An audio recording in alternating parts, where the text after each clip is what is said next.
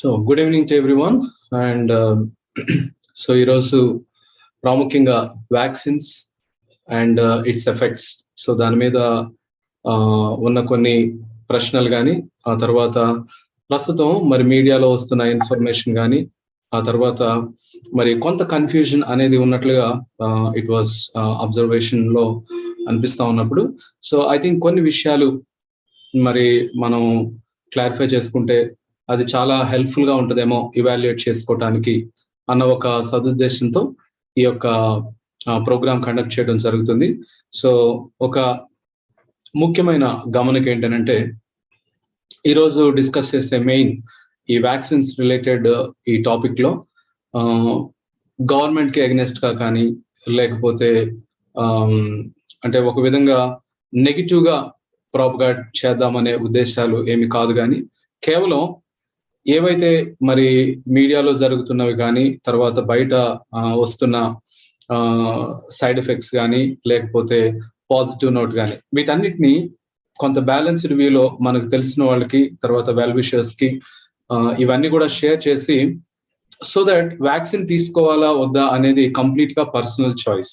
So అది ఎవరు మరి ఫోర్స్ చేసి మీరు తీసుకోవాలని కానీ, లేకపోతే తీసుకోవద్దు అని కానీ చెప్పట్లేదు. కానీ మీ ముందు డాక్టర్ భాను ప్రసాద్ గారు ఉన్నారు, తర్వాత మరి కొంతమంది జాయిన్ అయ్యారు. సో ఆ ఇన్ఫర్మేషన్స్ మన ముందు పెడతా ఉన్నప్పుడు ఇట్ ఈస్ కంప్లీట్లీ వాలంటరీగా మనం తీసుకునే నిర్ణయం అయి ఉండాలి. సో జాయిన్ అయిన వాళ్ళందరినీ కూడా కోరిదే ఒకటి ఏంటంటే, ఒక ప్రశ్న అడగొద్దు, నన్ను వ్యాక్సిన్ తీసుకోమంటారా వద్దా అనే ప్రశ్న అడగండి. ఎందుకు అనంటే, ఇన్ఫర్మేషన్స్ అన్ని వినండి. ఈరోజు మనం ప్రాముఖ్యంగా ఎజెండాలో మొట్టమొదటిది వ్యాక్సిన్స్ లో నుంచి వచ్చే ఇమ్యూనిటీ, న్యాచురల్ గా డెవలప్ అయ్యే ఇమ్యూనిటీ డిఫరెన్స్ ఏంటి, ఆ విషయాలు మనతో భాను ప్రసాద్ గారు పంచుకుంటారు. ఆ తర్వాత మరి ఇప్పుడు జరుగుతున్న కొన్ని news, especially sudden heart attacks అనేవి మనం వింటున్నాం సెలబ్రిటీస్ లో కానీ, తర్వాత వెరీ ప్రామినెంట్ పీపుల్ కొంతమందిలో ఇలాంటి ఇన్సిడెన్సెస్ మనం చూస్తా ఉన్నాం. అట్ ద సేమ్ టైము మీడియాలో ఉన్న కొంత న్యూస్ కూడా మీ ముందుకు తీసుకురావడానికి ప్రయత్నం చేస్తాం. సో ఆ క్రమంలో ఎందుకు ఇలా జరుగుతున్నాయి అనే విషయాలు కొంత కారణాన్ని మనం పరిశీలించడానికి ప్రయత్నం చేస్తాం. ఆ తర్వాత మూడవదిగా విటమిన్ D3 మీద ఉన్న కొన్ని ప్రశ్నలను, ఆ తర్వాత నిజంగా దానిలో ఉన్న ఉపయోగమా లేకపోతే దాని వలన నష్టం జరుగుతుందా అనే విషయాలు కూడా కొంత మనం పరిశీలించడానికి ప్రయత్నం చేస్తాం. సో ఇవి ప్రాముఖ్యంగా మనం ఈరోజు డిస్కస్ చేయబోయే అంశాలు. సో అందరూ దయచేసి మీరు సమయాన్ని వెచ్చించి జాయిన్ అయ్యారు, we really appreciate you, but please stay on till the end. Okay, so కొంత సమయం మనం స్పెండ్ చేసే ఈ టైంలో నేర్చుకునే విషయాలు ఖచ్చితంగా అవి మనకి, మన ఫ్యామిలీకి ఉపయోగపడుతుంది అనే విషయంలో ఎటువంటి సందేహం లేదు. అందుకని దయచేసి అందరూ కూడా మరి మీరు వినటానికి ప్రయత్నం చేయండి. అండ్ మోస్ట్లీ ఒకవేళ ఈ వీడియో మేము ప్రైవేట్ చేసే అవకాశం కూడా ఉండొచ్చు, కాబట్టి కొన్ని విషయాలను దృష్టిలో పెట్టుకుని, సో అందుకని మీరు తర్వాత విందాంలే అనే ఒక ఛాన్స్ తీసుకోకుండా please try to listen. Okay, and we really appreciate your time and to join in this meeting. మనం మెయిన్ టాపిక్ లోకి వెళ్ళబోయే ముందు, భాను గారితో మనం డిస్కస్ చేయబోయే ముందు ఒక 2 టెస్ట్ మనీస్ మనం ఈరోజు మనం వింటాం. వాళ్ళు అంటే వ్యాక్సిన్ తీసుకున్న తర్వాత కానీ వాళ్ళ అబ్జర్వేషన్స్, వాళ్ళు ఎలాంటి ఎఫెక్ట్స్ గుండా గో త్రూ అయ్యారు అనే విషయాలు పంచుకుంటారు. సో మొట్టమొదటిగా మనతో వెంకట్, తను హైదరాబాద్ లోనే ఉంటారు, సాఫ్ట్వేర్ ఇంజనీర్ గా వర్క్ చేస్తున్నాడు. సో తను ఏ విధంగా మరి ఈ యొక్క పరిస్థితులు గుండా వెళ్ళాడు, తన అబ్జర్వేషన్స్ ఏంటనేది మనతో షేర్ చేసుకుంటాడు. So I request Venkat to unmute and share your experience. Venkat Bhuvanagiri.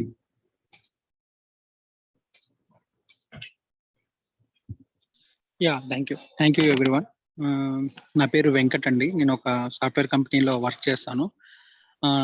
నేను యాక్చువల్ గా వ్యాక్సినేషన్ మీద నాకు అంత ముందు ఒక ఒపీనియన్ ఉండేది.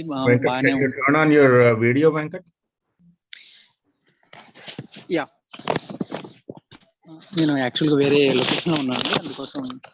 ఓకే, కనిపిస్తుందండి. Hello. Yes, go ahead. Yes, it is good. Yeah. Out side ఉన్నాను, అందుకోసం ఆన్ చేయలేదు. పర్లేదు. యాక్చువల్గా నేను వర్క్ చేస్తున్నానండి. అయితే నాకు వ్యాక్సిన్ మీద అంత ముందు నేను 1-2 యూజ్ చేశాను, కానీ న్యూమోకోకల్ అలాంటివి నాకు కొంచెం మంచి ఒపీనియన్ ఉండేది అంత ముందు ట్రెడిషనల్ వ్యాక్సిన్స్ మీద. సో నాకు ఇది ఎంత క్విక్ గా డెవలప్ చేసిన తర్వాత వెళ్ళాలా లేదా అనే డైలమాలో ఉండేవాడిని నేను.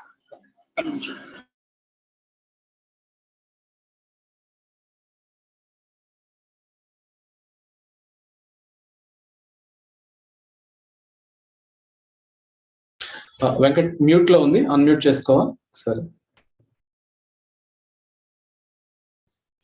వెంకట్ మ్యూట్ లో అన్మ్యూట్ చేసుకో. వెంకట్ అన్మ్యూట్ చేసుకోండి, మ్యూట్ లో ఉంది.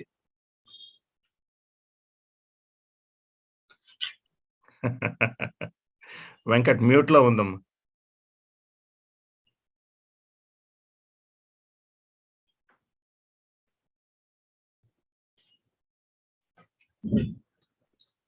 సార్ నేను తనకి రింగ్ చేస్తాను.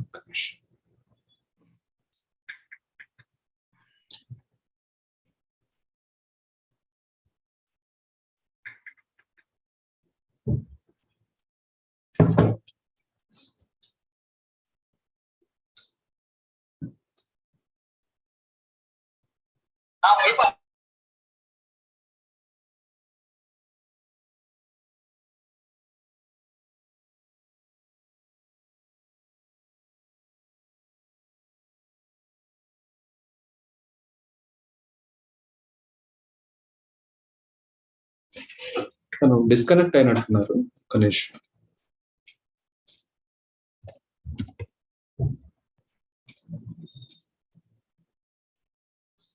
No, he has not joined, it seems.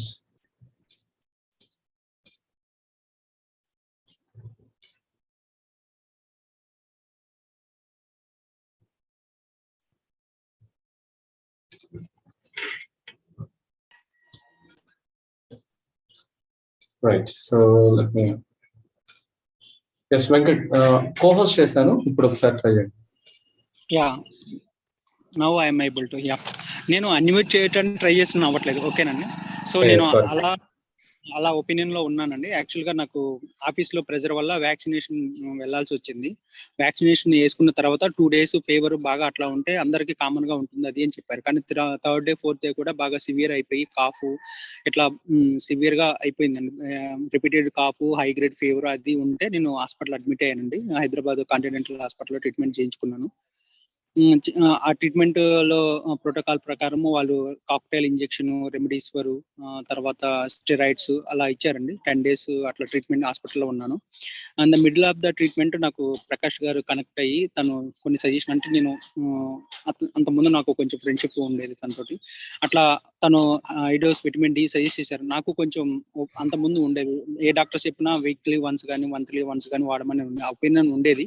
కానీ తను నాకు సజెస్టబుల్ గా చేసిన తర్వాత తన మీద ఏదో కాన్ఫిడెంట్, తను చెప్పిన విషయాలతో కాన్ఫిడెంట్ తోటి నేను హెవీ డోసెస్ డాక్టర్స్ కి అడిగిన తర్వాత వాళ్ళు వద్దండి అట్లా వేసుకోకూడదు అది అని చెప్పారు. కానీ నాకు తను చెప్పిన సజెషన్ తోటి నాకు కొంచెం కాన్ఫిడెంట్ తోటి మార్నింగ్ ఈవినింగ్ 60 కేను యూజ్ చేశాను. మేబీ అవి హెల్ప్ చేయడం వల్ల నేను త్వరగా రికవర్ అయ్యానని నేను అబ్జర్వేషన్ అరౌండ్ గా ఎవ్రీడే నేను 60కి మార్నింగ్ ఈవినింగ్ యూజ్ చేశాను. తర్వాత 10 days తర్వాత డిశ్చార్జ్ వచ్చిన తర్వాత మళ్ళీ బాడీలో నాకు ఇన్ఫర్మేషన్స్ చాలా స్టార్ట్ అయ్యాయి. హార్ట్ రేటు హెవీగా ఉండేది, 130, 140 ఉండేది. బీపీ చెక్ చేస్తే 160/130, 170 అట్లా 130 అట్లా హెవీగా ఉండేది. తర్వాత ఒకరోజు ప్రకాష్ గారు భాను సార్ తోటి కనెక్ట్ చేయించారు. దీని తర్వాత ఇవన్నీ నాకున్న సింటమ్స్ అన్ని చెప్పి ఇవి రీడింగ్స్ అన్ని అబ్జర్వేషన్ చేసిన తర్వాత తను నీకు విటమిన్ డి డోసెస్ హెవీగా ఉండాలి, హెవీ డోసెస్ యూజ్ చేయాలమ్మా, ఇంకా చాలా ఉన్నాయి ఇన్ఫర్మేషన్స్ అని చెప్పేసి విటమిన్ డి తో పాటు ఒక కషాయము అదొకటి సజెస్ట్ చేశారు.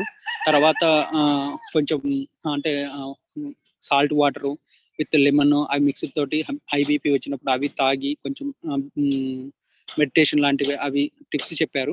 దాంతో నేను కొంచెం బీపీని కంట్రోల్ చేసుకోగలిగాను. ఎప్పుడైతే పల్స్ రేట్ అనేది 130, 120 హెవీ అవుతున్నాయో ఆ టైంలో భాను సార్ గారు హెవీ డోసెస్ డైలీ యూజ్ చేస్తున్నా కూడా మార్నింగ్ ఈవినింగ్ మళ్ళీ ఆ కంట్రోల్ కోసం మళ్ళీ ఎక్స్ట్రా కూడా యూజ్ చేయించేవాళ్ళు.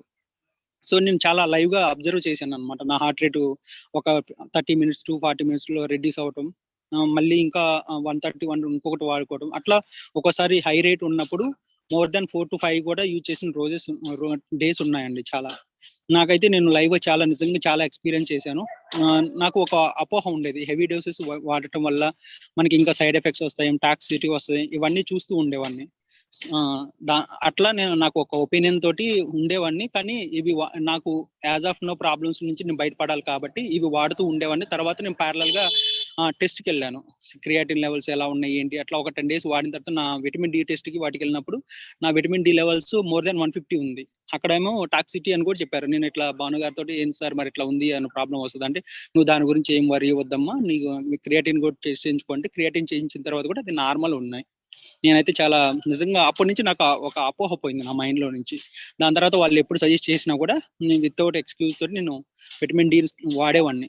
నాకు బాగా ఇట్లా main BP, heart rate everyday పెరిగేది. సో నా ట్రీట్మెంట్ పరంగా డాక్టర్స్ నాకు హాస్పిటల్లో సజెస్ట్ చేసిన మెడిసిన్స్ హైవోబ్రైడిన్, మెటాఫార్మ్, తర్వాత షుగర్ కి నాకు అంతకుముందు డయాబెటిక్ కాదు, కానీ ఈ వ్యాక్సిన్ తర్వాత బాగా డయాబెటిక్ అయ్యాను నేను. దానివల్ల అని కాదు, ఏమో ట్రీట్మెంట్ వల్ల తెలియదు, కానీ ఐ బికమ్ డయాబెటిక్ అనమాట. సో అట్లా మెట్ఫామ్ ఒకటి, హోమ్నా కార్టిల్ సజెస్ట్ చేశారు 4 mg డిశ్చార్జ్ అయిన తర్వాత కూడా ఒక 10 days వాడమని. అలా బీపీకేమో తెల్వాస్ వాడమని. సో భాను గారికి ఏమేమి వాడుతున్నాం అంటే ఇవన్నీ సజెస్ట్ చేసింది. ఇవన్నీ ఏమి వద్దమ్మా, విటమిన్ డి ఒకటి ప్లస్ ఆమ్లాడోపైన్ ఒకటి, తర్వాత షుగర్ కంట్రోల్ అవ్వాలంటే ఇంటర్మీడియట్ ఫాస్టింగ్ ఒకటి. సో ఇలా చెప్తూ తర్వాత కొన్ని సప్లిమెంట్స్, మెగ్నీషియం, తర్వాత కొలిజిన్, ఇలాంటివి చెప్తూ సార్ మరి నేను ఫ్యాటీ లివర్ కూడా ఉన్నాను, హెవీ ఫ్యాట్, గీ వాడమన్నారు, గీ కూడా చెప్పారు.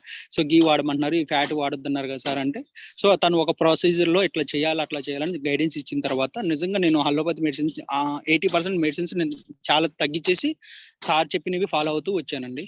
As of now I'm okay. Heart rate, BP ఇవన్నీ నాకు చాలా కంట్రోల్ ఇచ్చింది. మళ్ళీ తర్వాత నేను అల్ట్రా సౌండ్ చేయించుకుంటే నా ఫ్యాటీ లివర్ కూడా నార్మల్ వచ్చేసింది.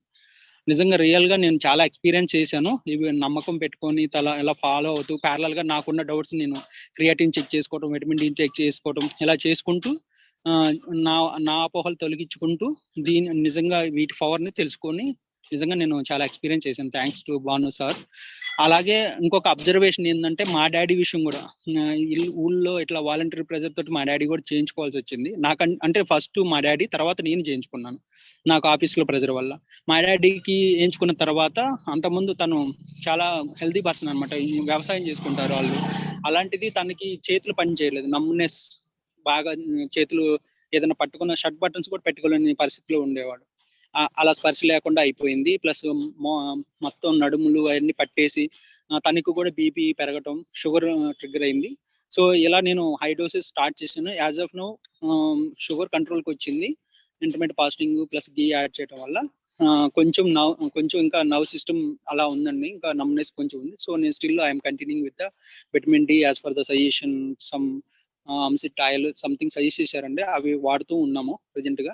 తన రిజల్ట్స్ కోసం ఇంకా నేను కంటిన్యూ చేస్తున్నాను, మోర్ రిజల్ట్స్ కోసం. సో నాకు యాజ్ పర్ మై ఎక్స్పీరియన్స్ నిజంగా అంతకుముందు నాకు అందరిలాగే ఒపీనియన్ ఉండేది, విటమిన్ డి ఎక్కువ వాడకూడదు, టాక్సిటీ వస్తుంది, కిడ్నీ ఫెయిల్యూర్ అవుతుంది, అవి ఏం చాలా అపోహలు ప్లస్ మెటీరియల్ ఉన్నాయి కాబట్టి వేరే మన డాక్టర్స్ ఎవరికి దగ్గరికి వెళ్ళినా వాళ్ళు చెప్తుంటారు. కానీ ఆ అపోహ ఉండేది, అదంతా నాకు నిజంగా నేను ప్యారలల్ గా చెక్ చేసుకున్నాను, అవన్నీ ఏం లేదండి.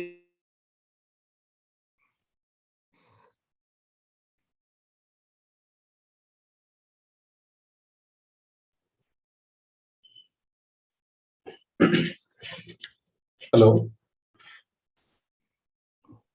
ఎటువంటి నాకు ప్రాబ్లమ్స్ లేకుండే, డయాబెటిక్ కానీ ఇట్లా బీపీ కానీ హార్ట్ రేట్ కానీ ఏం లేదు. నా అబ్జర్వేషన్ ఏంటంటే ఈ వ్యాక్సిన్ వల్లే నేను చాలా ఎఫెక్ట్ అయ్యాను అనిపిస్తుంది. నాతో పాటు నా ఫ్యామిలీ కూడా చాలా ఎఫెక్ట్ అయింది. ఇది ఒక నా ఒక అబ్జర్వేషన్ అండి. నిజంగా నేనైతే ఇంతకుముందు ఇటువంటి ప్రాబ్లమ్స్ ఎప్పుడు చూడలేదు. థ్యాంక్స్ అండి. Thank you so much Venkat for sharing your experience. So నిజంగా మరి తను ఒక పాయింట్ ఆఫ్ టైంలో చెప్పేవాడు, అసలు నేను నార్మల్గా హెల్దీగా రాగలుగుతానా, అలాంటి భయాలు గుండా కూడా తను వెళ్ళడం జరిగింది. బట్ ఈ టోటల్ ప్రాసెస్ లో తనకి అంటే నేను కూడా క్లియర్ గా చూశాను. అంటే విటమిన్ D3 తనకి బీపీ, ఆ తర్వాత పల్స్ అవి పెరిగినప్పుడు ఏ విధంగా విటమిన్ D3 తీసుకున్నాడు, ఆ తర్వాత మెల్లగా మళ్ళీ నార్మల్ స్టేజ్ కి రావడం అనేది చూడటం జరిగింది. So thank you so much Venkat. And now we have Rachana garu Hyderabad నుంచి మనతో జాయిన్ అయ్యారు. సో మెయిన్ గా మరి రితిక్య, సో వాళ్ళ పాప విషయంలో వ్యాక్సిన్ తీసుకున్న తర్వాత మరి ఎలాంటి పరిస్థితుల గుండా వాళ్ళు వెళ్ళారు అనేది మనతో పంచుకుంటారు. సో రచన గారు మరి వాళ్ళ పాప విషయంలో జరిగిన యొక్క నష్టం, దాన్ని బట్టి అది మరొకరికి జరగకూడదు అన్న ఒక ఉద్దేశంతో ఆల్మోస్ట్ దే ఆర్ స్కూల్స్ కు వెళ్తూ ఖచ్చితంగా మరి మ్యాండేటరీగా వేయాలి, వ్యాక్సిన్ తీసుకోవాలి అనే అలాంటి విషయాల్ని వాళ్ళు ఖండిస్తూ అట్ ద సేమ్ టైం అది కంప్లీట్ గా మీ చాయిస్, ఇన్ఫార్మ్డ్ కన్సెంట్ తీసుకుని మీకు ఇష్టమైతేనే వేసుకోవాలి అనే విషయాన్ని స్పష్టంగా అవేర్నెస్ తీసుకుని వస్తూ చాలా ఎఫర్ట్ పెడుతున్నారు. So we really appreciate Rachana గారు for having being with us. And ఈ సమయంలో మరి she will share her experience, మనతో పంచుకుంటారు వ్యాక్సిన్స్ తర్వాత ఏమేమి జరిగినాయి వాళ్ళ ఫ్యామిలీలో అనేది. Thank you, Andy. Thank you, Prakash Garu. Thank you for having me on your call. ఇటువంటి ప్రోగ్రామ్స్ ఇవాళ రోజుల్లో చాలా అవసరం అండి. ఎందుకంటే ప్రజలలో వ్యాక్సిన్ తోని మేలే జరుగుతుంది కానీ సైడ్ ఎఫెక్ట్స్ ఉండొచ్చు అన్న అవగాహన కూడా లేదు. And I was one of them, to be honest. పోయిన సంవత్సరం ఈ టైంలో కరోనా సెకండ్ వేవ్ నడుస్తుండే. అండ్ అందరిలో ఒక రకమైన భయం, ఎలా బ్రతికి బయటపడాలి అన్న సమయంలో the kind of push that media made, వ్యాక్సినే మీకు దారి, వ్యాక్సిన్ వేసుకుంటేనే మనం బ్రతుకుతాము, దాని తప్ప వేరే దారి లేదు అన్న ఒక అట్మాస్ఫియర్ వాజ్ అరౌండ్. సో అలాంటి భయం వల్లనే my daughter Ritaika was 18 years old. She turned 18 last February. And tanu 12th standard అయిపోయి she was about to join college. She was very passionate about becoming an architect. And we thought vaccine ఏం చెప్పకపోతే కాలేజ్లో allow చేయనీరేమో అన్న ఒక అపోహతోని to safeguard ourselves నేను తను వెళ్ళి May 29th రోజున వ్యాక్సిన్ వేయించుకున్న తర్వాత 2 రోజులు both of us suffered high fever, body pains. కానీ ఆ తర్వాత for 4 days she was absolutely fine. ఆ తర్వాత వారం రోజులకి సరిగ్గా ఆమెకి మైల్డ్ హెడేక్ స్టార్ట్ అవ్వడము, చేతులు ఫింగర్స్ లో నమ్నెస్, ముద్దుబారిపోవడం, చేతులు కాళ్ళు ఒకటే మంటలు అయితుంటే మాకు అర్థం కాలేదు. సడన్ గా లేసి మమ్మీ నాకు తలనొస్తుంది, చేతులు కాళ్ళు మంటలు అంటే I really didn't know what it was. And ఆ టైంలో ఎలా ఉండంటే అసలు హాస్పిటల్కి వెళ్ళాలన్నా భయం, కోవిడ్ అంటుకుంటుందేమో. And none of the doctors were seeing in person, అన్ని వీడియో కాల్స్ లోనే. So we made an appointment, called the doctor, and we asked, and tanu probably some kind of allergy undachani, he put her on an allergy medicine. And then oka 1 day agi improvement lekodantoni we got her blood test done. Blood test chesthe anlo tana platelets came out very low. Only platelets were at 40,000, 40,000 undindi. Usually for a girl of her age minimum 1,50,000 platelets undala for a normal human being. So we immediately booked another doctor appointment, and embade tanaki cheppam itla me vaccine teeskoni varam rojulu ayindi, malla ameki slight ga talanoppi, appadiki mild fever 99.2 99.4 fever undi. అర్థం కావట్లేదు ఏంటో చేతులు కాళ్ళు మంటలు అంటుంది. అంటే తను video call లో చూసి she looks okay, her lips look pink, even though platelets 40,000 ఉన్నా భయపడాల్సిన అవసరం లేదు. And when I told him vaccine తీసుకొని వారం రోజులైందంటే లేదు వ్యాక్సిన్ వల్ల ఏమైనా అయినా విత్ ఇన్ 24 hours అవుతుంది కానీ వారం రోజులకు అవ్వదు అని he made a note. And he said just relax, COVID times లో యూ షుడెంట్ పానిక్, ఇంకొక రోజు ఆగి get her blood work done, probably dengue కూడా అయి ఉండొచ్చు, or it could be some infection. అని అన్నారు. అన్నాక we were fine, listening to the doctor say it's nothing to worry about అని. But unfortunately, the same evening, she started getting a massive headache. Evening 6 o'clock kalla ఒకటే తలనొప్పి, వాంతులు. Every half an hour ki she was throwing up. And she kept count and she said, "Mummy, I threw up for 6 times." 6 saal ayyaka she couldn't stand any longer. My husband had to literally hold her, and we thought she was getting dehydrated and jeppy, and we also started noticing a pink patch on her eye sudden ga. So my uncle called him, he's a doctor, itla sudden ga enti oka pink patch kanipistundi, talanoppi, vaantulu aitundante. He said, rush her to the hospital. He somehow felt tanu Covishield తీసుకుంది, platelets low అయినాయి, something is going on, so take her to the hospital. So we took her to the Apollo.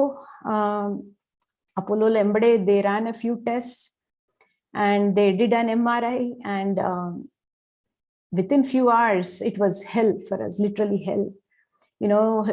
She was just going down rapidly. MRI lo there's a problem in the brain under. I just didn't believe, how can a girl who was just walking around the house have a problem in the brain?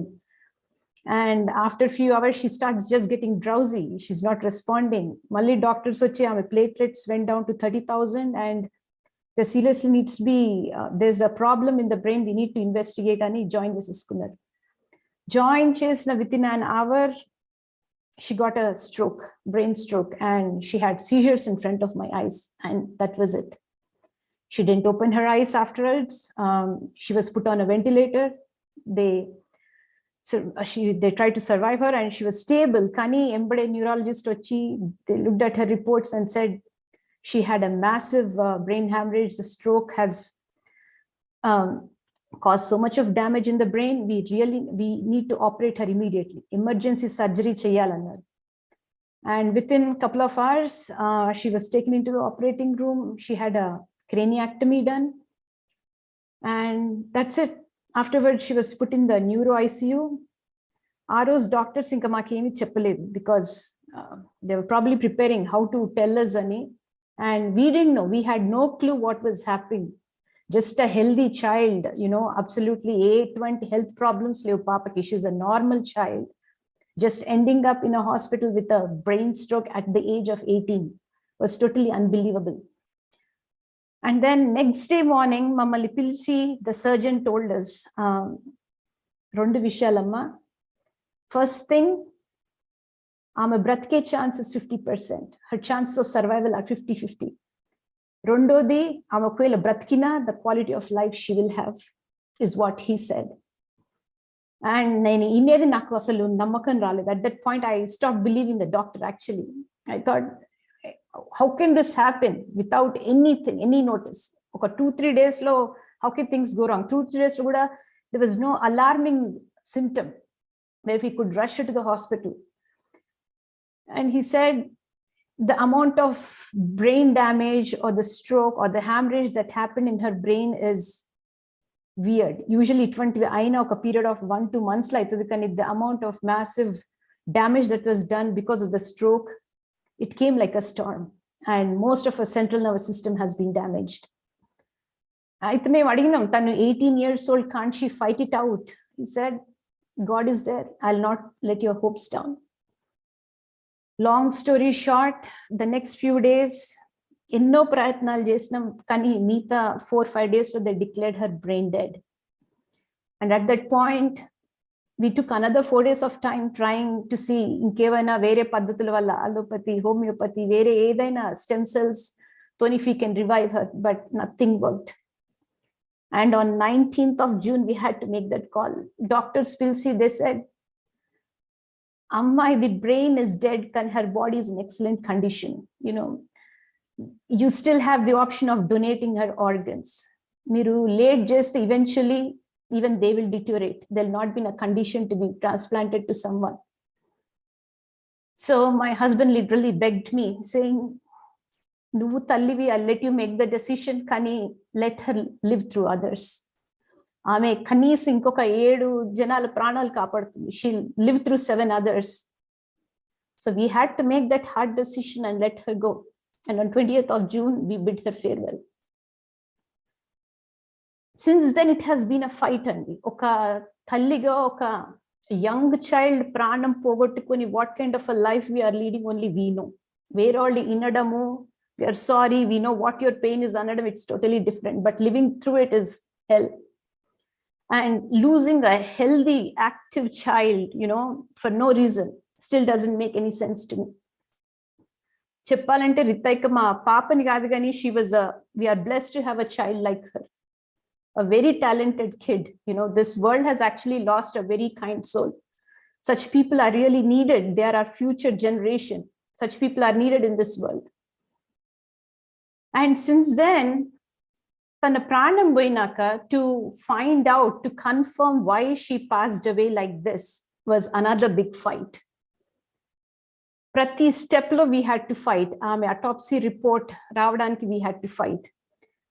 ఎవరికైనా vaccine తీసుకున్నాక any kind of reaction వచ్చింది, doesn't matter big or small, they have to file AEFI, adverse event following immunisation. అది చేస్తేనే government కి తెలుస్తుంది టీకా వేసుకున్నాక ఇలా ఒక రియాక్షన్ అయింది, and they will start investigating ఎందుకు అయింది అని. సో మా విషయంలో the hospital did the AEFI for us, but as a family we were completely kept in dark. ఏమైతుంది ఇన్వెస్టిగేషన్, ఏమైతుంది, how far did the investigation go anadi, it was not shared with us. We had to file several RTIs before we got an answer. After 3 months of constant back and forth, ma chetiki autopsy report or vachinappudu chuste అందులో it clearly said brain hemorrhage caused by the Covishield vaccine. That was number one proof that she died because of the vaccine. And after 5 months, Maku Ministry of Health and Family Affairs, since we got a letter stating the National AEFI Committee has done the investigation and Ritaika's death happened because of the vaccine. She was classified as A1. A1 is direct vaccine caused death. And it took 5 months to get to that point. We knew right away it was the vaccine, but it took 5 months to have a confirmation. So we basically don't want any other parent to go through what we are going through. It is a tough life. Our kids are our future. So itvanti mistake malla a parent ki a child kavadanna uddeshamtoni we filed a PIL in Supreme Court asking for informed consent. What is informed consent? ఇప్పుడు యుఎస్లో కానివ్వండి, కొన్ని దేశాలలో, యూరోప్లో, before మీకు ఏదైనా టీకా ఇచ్చే ముందు they give you a paper and the doctor or the nurse will మీకు ఎక్స్ప్లెయిన్ చేస్తారు, ఈ టీకా తీసుకుంటే ఫర్ ఎగ్జాంపుల్ ఈ కోవిడ్ టీకా విషయంలో మీకు కోవిడ్ రాకుండా కాపాడుతుండొచ్చు, కానీ దీంతో ఇవి సైడ్ ఎఫెక్ట్స్, తలనొప్పి, ఒంటి నొప్పులు, జ్వరం, అడ్వర్స్ ఈవెంట్, ప్రాణం కూడా పోవచ్చు, బ్లడ్ క్లాట్స్ వస్తున్నాయి చిన్న పిల్లలలో, ఎస్పెషల్లీ ఇన్ విమెన్ అని అవన్నీ ఎక్స్ప్లెయిన్ చేయాలి. When people are known what is the benefit and what is the risk, they will know whether they should take it or not. Vaccines are 100% safe. And phone lepagani for more than a year, that's what we've been hearing in India. Vaccines are 100% safe. We were trying to be good citizens, trying to protect ourselves and others. But in the process, what happened? We lost our valuable child. This is not right. Maybe vaccines are saving lives. I don't know about that part, but the harsh truth is it's equally taking the lives away. And that needs to be shared with people. Nizalu janal mundu pettandi, let them choose. Don't push. There should be no coercion. Balavanta pettakudadu, janal pillalni, peddollani vaccine veskondi, udyogalu podaniki vaccine veskondi, lekunte udyogam raaniyadam annadi tappu. Repu valla pranalu pothe evaru baadhyulu? Nobody is going to take the liability. It's just the family that's going to suffer. So our uddeshamtoni informed consent ravali ani was one of our prayer. Secondly, the AEFI file cheste the family should be kept in the loop. Emaitundi transparency undali. A common man should be able to file AEFI. Ippudu system lo aa provision ledhu. You have to go to the center where you got the tika, and it's a long process. It's not straightforward. Ivi easy cheyali. అప్పుడు కానీ మనకి వ్యాక్సిన్ల మీద నమ్మకం కుదరదు. If it is really safe, why are you hiding the facts? Why is it being forced? So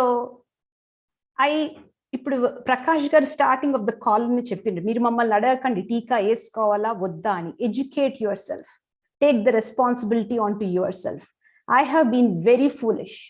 మేము we're always pro science government ని గుడ్డిగా నమ్మేది, డాక్టర్స్ ని గుడ్డిగా నమ్మేది. But not necessary everybody knows everything. ప్రతి ఒక్క వ్యాక్సిన్ కి పాజిటివ్ అండ్ నెగటివ్ ఉంటాయి. So learn about it. మనము వేలల్లో అవుతుంది మనకు అవ్వదులే అని అనుకుంటాం, కానీ ఆ వేలల్లో ఒక్కళ్ళే మనం అవ్వచ్చు, మన పిల్లలు అవ్వచ్చు, as it happen to us. So don't be foolish, please take that step. మీ ఆరోగ్యాన్ని, మీ పిల్లల ఆరోగ్యాన్ని కాపాడుకోండి. ఇదే నా విన్నపం. Try to educate your selfs. Thank you. Thank you so much Rachana garu. And we are very sorry for the loss. మీ కుటుంబంలో జరిగిన లాస్ని బట్టి నిజంగా I think because of this reason, ఈ కారణాన్ని బట్టి ఈరోజు ఈ విషయాలన్నీ కూడా మరి మనం మాట్లాడుకోవాలి. ఓపెన్ గా మాట్లాడుకుని ఏం జరుగుతుంది, ఒకే డైరెక్షన్ లో నుంచి ఇన్ఫర్మేషన్ చూడటం కాదు, కానీ మరొక కోణంలో నుంచి జరుగుతున్న ఆ యొక్క అడ్వర్సరీస్ వాటన్నిటిని మనం ముందు పెట్టుకుని, సో ఇప్పుడు నేనేం చేయాలి అనేది ఇండివిజువల్ గా మనం ఎడ్యుకేట్ అయ్యి తీసుకోవాల్సిన నిర్ణయము. అండ్ దానికోసం మరి రచన గారు తర్వాత at the same time I just want to add one more point. When ఇది అయ్యాక we tried a lot and we tried to reach the journalists and the media. ఇటువంటి న్యూస్ జనాలకు అందాలి, ఇలా కూడా అవుతున్నాయి. Because until it happened to our daughter, మా పాపకి నాకు ఇక్కడ ఇట్లా అవుతుందన్న అవగాహన లేదు. అప్పుడు ఏమన్నారంటే, we know such things are happening but our hands are tied. మేము ఇలాంటి న్యూస్ పబ్లిష్ చేయలేము అని మాకు డైరెక్ట్ గా చెప్పిండ్రు జర్నలిస్ట్ కొంతమంది. మా కొలీగ్కే ప్రాణం పోయింది వ్యాక్సిన్ వేసుకొని, కానీ we couldn't post it in the news. అటువంటి పరిస్థితుల్లో how do I reach people అని we started our campaign on social media అండి. So we went on Twitter, Facebook and Instagram. It's called Ritu's Vac, RITHUSVAC. It's called Ritu's Vaccine Awareness Campaign. So మా పాప పేరు మీద we started a campaign. అందులో మేము we started posting whatever news వీను ప్రతిరోజు. ఇప్పుడు చిన్న పిల్లలకు కూడా 15 to 18 year old ఓపెన్ చేశాక with in the first 1 month we ourselves knew more than 25 cases where children lost their lives or their eyes, some kind of adverse event. అటువంటివన్నీ మేము post చేస్తుంటాం. So మీరు ఒక న్యూస్ నే గుడ్డిగా నమ్మకుండా look for other sources. ఇప్పుడు వీళ్ళు channel open చేసిండ్రు, please join and subscribe so you know you get valuable information. So don't miss out. మనకి న్యూస్ ఒకటే సోర్స్ నుంచి వస్తుందని మనం అనుకోవడం తప్పు. Some of the valuable YouTube videos are being pulled down as soon as it's against the vaccine, but people have the right to know the truth. So people who believe in vaccines start thinking other ways too. Is there a possibility? Because I was a strong vaccine supporter. Today I just don't believe in it anymore. So please follow and educate yourself. Thank you, Andy. Sorry, Prakash garu. Yes, thank you so much అండి. So మరి journalist Saraswati గారు కూడా కొంతమంది మరి జర్నలిస్టులు, తర్వాత lawyers, కొంతమంది doctors కలిసి అవేకెన్ ఇండియా అనే ఒక మూవ్మెంట్ కూడా మరి ఫైట్ చేస్తా ఉన్నారు. సో మెయిన్ గా లీగల్ గా కూడా మరి వ్యాక్సిన్స్ అనేవి ఫోర్స్ చేయటము అనేది ఎక్కడా లేదు. అండ్ అది గవర్నమెంట్ ప్రకారంగా కూడా మరి ఫోర్స్డ్ వ్యాక్సినేషన్స్ అనే కాన్సెప్ట్ అనేది లేదండి. So it is completely voluntary. So ఆ విషయాల గురించిన అవగాహన వాళ్ళు ఇస్తా ఉన్నారు. But so it's a wonderful information. Thank you అండి. Now let us move on to vaccines యొక్క సంబంధించిన అసలు దాని యొక్క పనితీరు ఏ విధంగా ఉంటుంది అవన్నీ కూడా ఇప్పుడు మనం చూడటానికి ప్రయత్నం చేద్దాం. సో మన మధ్యలో డాక్టర్ భాను ప్రసాద్ గారు మనతో ఉన్నారు. సో మనందరికి తెలిసినట్లుగా మరి దాదాపు 1 సంవత్సరంన్నర నుంచి మనం భాను ప్రసాద్ గారి దగ్గర నుంచి చాలా విషయాలు మనం వింటూ వచ్చాం. కరోనా వైరస్ గురించిన మరి ఎటువంటి సీరియస్ ఇష్యూస్ ఉంటున్నాయి, దానిలో విటమిన్ D3 యొక్క పాత్ర ఏంటి, ఏ విధంగా మనకు సహాయం చేస్తుంది విటమిన్ D3 అని చాలా విషయాలు మనం తెలుసుకున్నాం. చాలా మంది కూడా బెనిఫిట్ పొందారు. So there is no question. And this is the first time vaccines గురించిన స్పెసిఫిక్ ఇన్ఫర్మేషన్ మరి డిస్కస్ చేయాలని మనం అనుకుంటా ఉన్నాం. So thank you so much Bhanu Prasad garu for joining with us.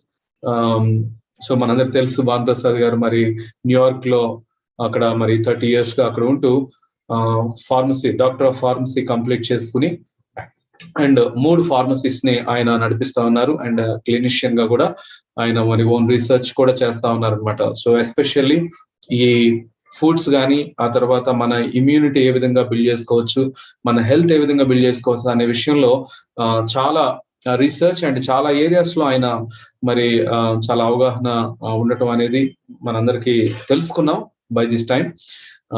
So ఈ సమయంలో వ్యాక్సిన్స్ యొక్క పనితీరు మెయిన్ గా మనం డిస్కస్ చేయబోతాము. భాను గారు, మొట్టమొదటిగా ఇమ్యూనిటీ విషయంలో ఒక ప్రశ్న అడగాలనుకుంటున్నాం అండి. నార్మల్ గా ఇమ్యూనిటీ అని చెప్పినప్పుడు ఫుడ్ నుంచి లేకపోతే విటమిన్ టాబ్లెట్స్ తీసుకోవడం ద్వారా మనం ఇమ్యూనిటీ బిల్డ్ చేసుకుంటాం. సి విటమిన్ కానీ, డి విటమిన్ కానీ, and at the same time quality of food, దీనిలో నుంచి మన ఇమ్యూనిటీ చక్కగా ఇంప్రూవ్ చేసుకోవచ్చు అనేది ఒక పాయింట్ ఉంది. రెండో పాయింట్, ఒకవేళ ఏదైనా వైరస్ కానీ ఎఫెక్ట్ అయినప్పుడు బాడీ దానికి ఫైట్ చేసిన తర్వాత ఇమ్యూనిటీ డెవలప్ అవుతుంది అనేది రెండవ పాయింట్ వింటూ వచ్చాం. ఇది న్యాచురల్ ఇమ్యూనిటీ అన్న. మరి ఇప్పుడు వ్యాక్సిన్స్ నుంచి కూడా ఇమ్యూనిటీ వస్తుందని చెప్తా ఉన్నారు. అసలు ఈ రెండిటికి డిఫరెన్స్ ఏంటి? ఏది మేలైన ఇమ్యూనిటీ? మనకు ఏది మనం ప్రొటెక్ట్ చేసుకోగలుగుతాం? ఒకసారి వివరిస్తారా? తప్పకుండా Prakash. Before we go there, I'd like to really appreciate Rachana garu. చాలా ఈ పెయిన్ఫుల్ సిచ్యువేషన్ లో నుంచి, you've been through losing a child. I have 6 children, and just I cannot imagine losing any of them. And it is just and my oldest daughter is 21 years old, and the second one is 18. And just listening to your story, and we saw your daughter's story ఈనాడులో చూసినప్పుడు, my heart sank. Last June లో this is what happened అని చెప్పి చూసినప్పుడు, even before we came to know you through various forums, we knew about your daughter's demise. And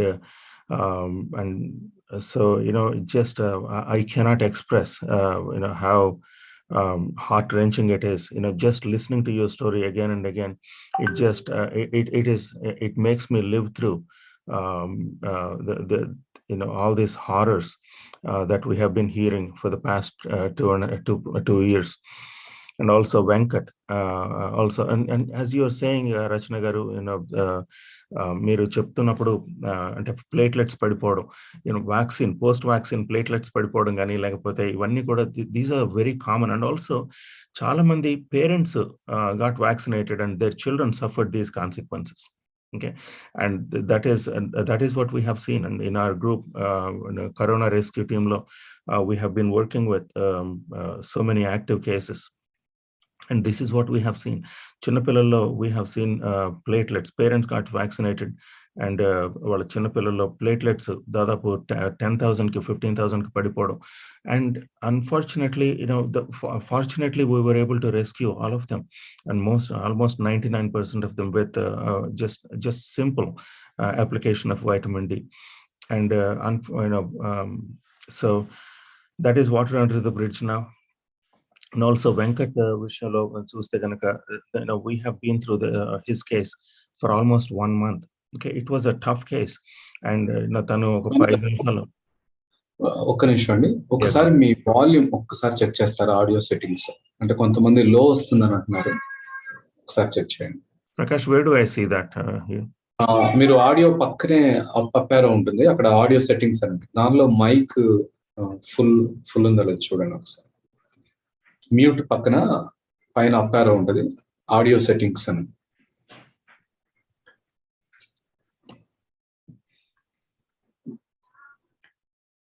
I think ఎవరైతే వింటున్నారో వాళ్ళ settings ఏమోనండి. I'm able to hear him very clearly. Yeah, ఒకసారి. Okay, can you hear me now? Any better? Yeah, better. Better. Okay, that's wonderful. Okay.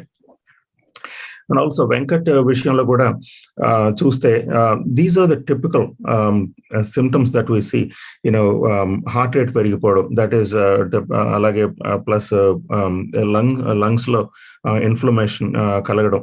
So whatever the COVID causes, okay, these vaccines are able to do the same thing అనేది చాలా clear గా మనం post vaccinated కేసుల్లో చాలా మంది విషయంలో మనం చూడడం జరిగింది. And also almost 1 month we were in contact with Venkat for 1 month, actively managing his condition. తర్వాత at a point where అంటే వెంకట్ ఒకసారి చాలా సార్లు అంటే నేను బాగవుతానా అనే డౌట్ ని ఎక్స్ప్రెస్ చేయడం జరిగింది. So and we were able to encourage him, there is a way, there is a method to this madness, okay, and proper application of vitamin D and and modulating immune responses by this wonderful God-given nutrient అనేది that is one of the invaluable tools that we were able to use. దాదాపు గత 2 సంవత్సరాలుగా ఈ tool ని use చేసి చాలా మందిని save చేయడం. అండ్ ఫర్ ఇన్స్టెన్స్ మా లైఫ్ లో కూడా నాకు కోవిడ్ వచ్చినప్పుడు I was taking humongous amount of vitamin D doses because I was having shortness of breath on the 14th day. A shortness of breath and also లెగవాలంటే భయం వేసే పరిస్థితి ఉండింది November 2020లో. దగ్గడానికి శక్తి ఉండేది కాదు. It's I think I suspect one of the lungs has collapsed, and it was that hard. And so 14th day na lechinappudu I was taking almost one capsule for 50,000 IU every 15 minutes. Without that I could not have survived. There is no way I would have survived. Okay, and that is where it stemmed from, this aggressive dosing of vitamin D we were able to give to people. Chaala mandi post vaccine కేసుల్లోను అలాగే Covid కేసుల్లోను అలాగే post Covid reactions లో కూడా we were able to 15-minute dosing, ఎందుకంటే I went through it. మొదటి నుంచి vitamin D డోసులు even March of 2020 లో కూడా that is where I started suggesting high dose vitamin D for COVID infections, because that is when we went through this experience of my sister and my brother-in-law. Both of them got severely affected. అప్పట్లో ఈ Covid గురించిన అవగాహన అసలు ఎవరికీ లేదు. ఇక్కడ నుంచి New York ఏరియాలో హాస్పిటల్కి వెళ్ళడం, అక్కడ నుంచి దాదాపుగా 88% of the people who ended up on ventilators, they went into body bags. Okay, that was the situation. And that is when vitamin D levels correct చేసుకుంటే that reduces mortality అనేది అంతకు ముందు తెలుసు.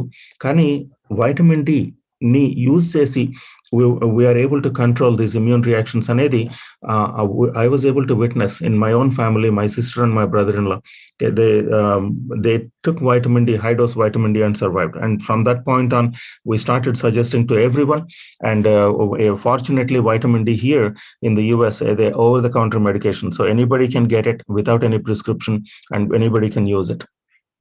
So that was the context. ఆ నేపథ్యంలో vitamin D ని public కి తీసుకెళ్ళడం జరిగింది. First TV interview was on June 24th. That is how Prakash got hold of me, and the rest is history. So ఈ 2 కేసులు చూసిన తర్వాత మనకు అంటే నిజంగా అంటే it is so wonderful. Thank you so much Rachna garu, and thank you so much Venkat for sharing your stories. So with that, now let's go to the question. So natural immunity versus vaccine-induced immunity. Okay, so what is natural immunity? So ఇప్పుడు రోగ నిరోధక వ్యవస్థ అనేది that is integral part, that is మన health లో అదొక important భాగం. So రోగ నిరోధక వ్యవస్థ అనేది ఇప్పుడు ఇది మనల్ని ప్రొటెక్ట్ చేసే క్రమంలో, రోగ నిరోధక వ్యవస్థ మనల్ని ప్రొటెక్ట్ చేసే క్రమంలో ఒకవేళ రోగ నిరోధక వ్యవస్థ సరిగ్గా పనిచేయకపోతే, if the immune system immune function is it is not functioning properly, okay, that is where most of the problem is. Okay, we have heard, andaram vinnam, autoimmune disorders gurinchi vinnam. Autoimmune disorder is nothing but immune system overreacting to a challenge. ఒకవేళ health challenge ఏమైనా ఉంటే కనుక, ఒకవేళ ఒక health condition ఏమైనా ఉంటే, immune system over react అవ్వడం వల్ల జరిగే పరిణామాలని, పర్యవసాలని ఆటో ఇమ్యూన్ డిజార్డర్స్ అంటాం. Okay, and also here what we see here is, మొదటి నుంచి మనం గమనించింది ఏంటంటే కోవిడ్ రాగానే లంగ్స్ లో that is one of the things that we notice. Okay, this bilateral pneumonia or bilateral viral pneumonitis, అంటే 2 lungs లోను viral pneumonitis అని చెప్పి చూడడం జరుగుతుంది. దాన్ని ఎక్స్రేలో చూస్తే కనుక లంగ్స్ హేజీగా కనపడడం, గ్రౌండ్ గ్లాస్ అపియరెన్స్ ఉంటాం, లేకపోతే ఇప్పుడు సిటీ స్కాన్స్ లో గ్రౌండ్ గ్లాస్ అపియరెన్స్ అంటాం.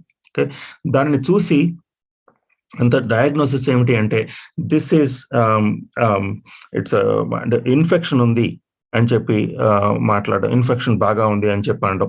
It is not infection, that is inflammation. From the beginning we have been saying that it is not infection, it is inflammation. ఒకవేళ infection అయితే కనుక the treatment options are limited. Those are so ఒకవేళ అది infection అయితే you go one way.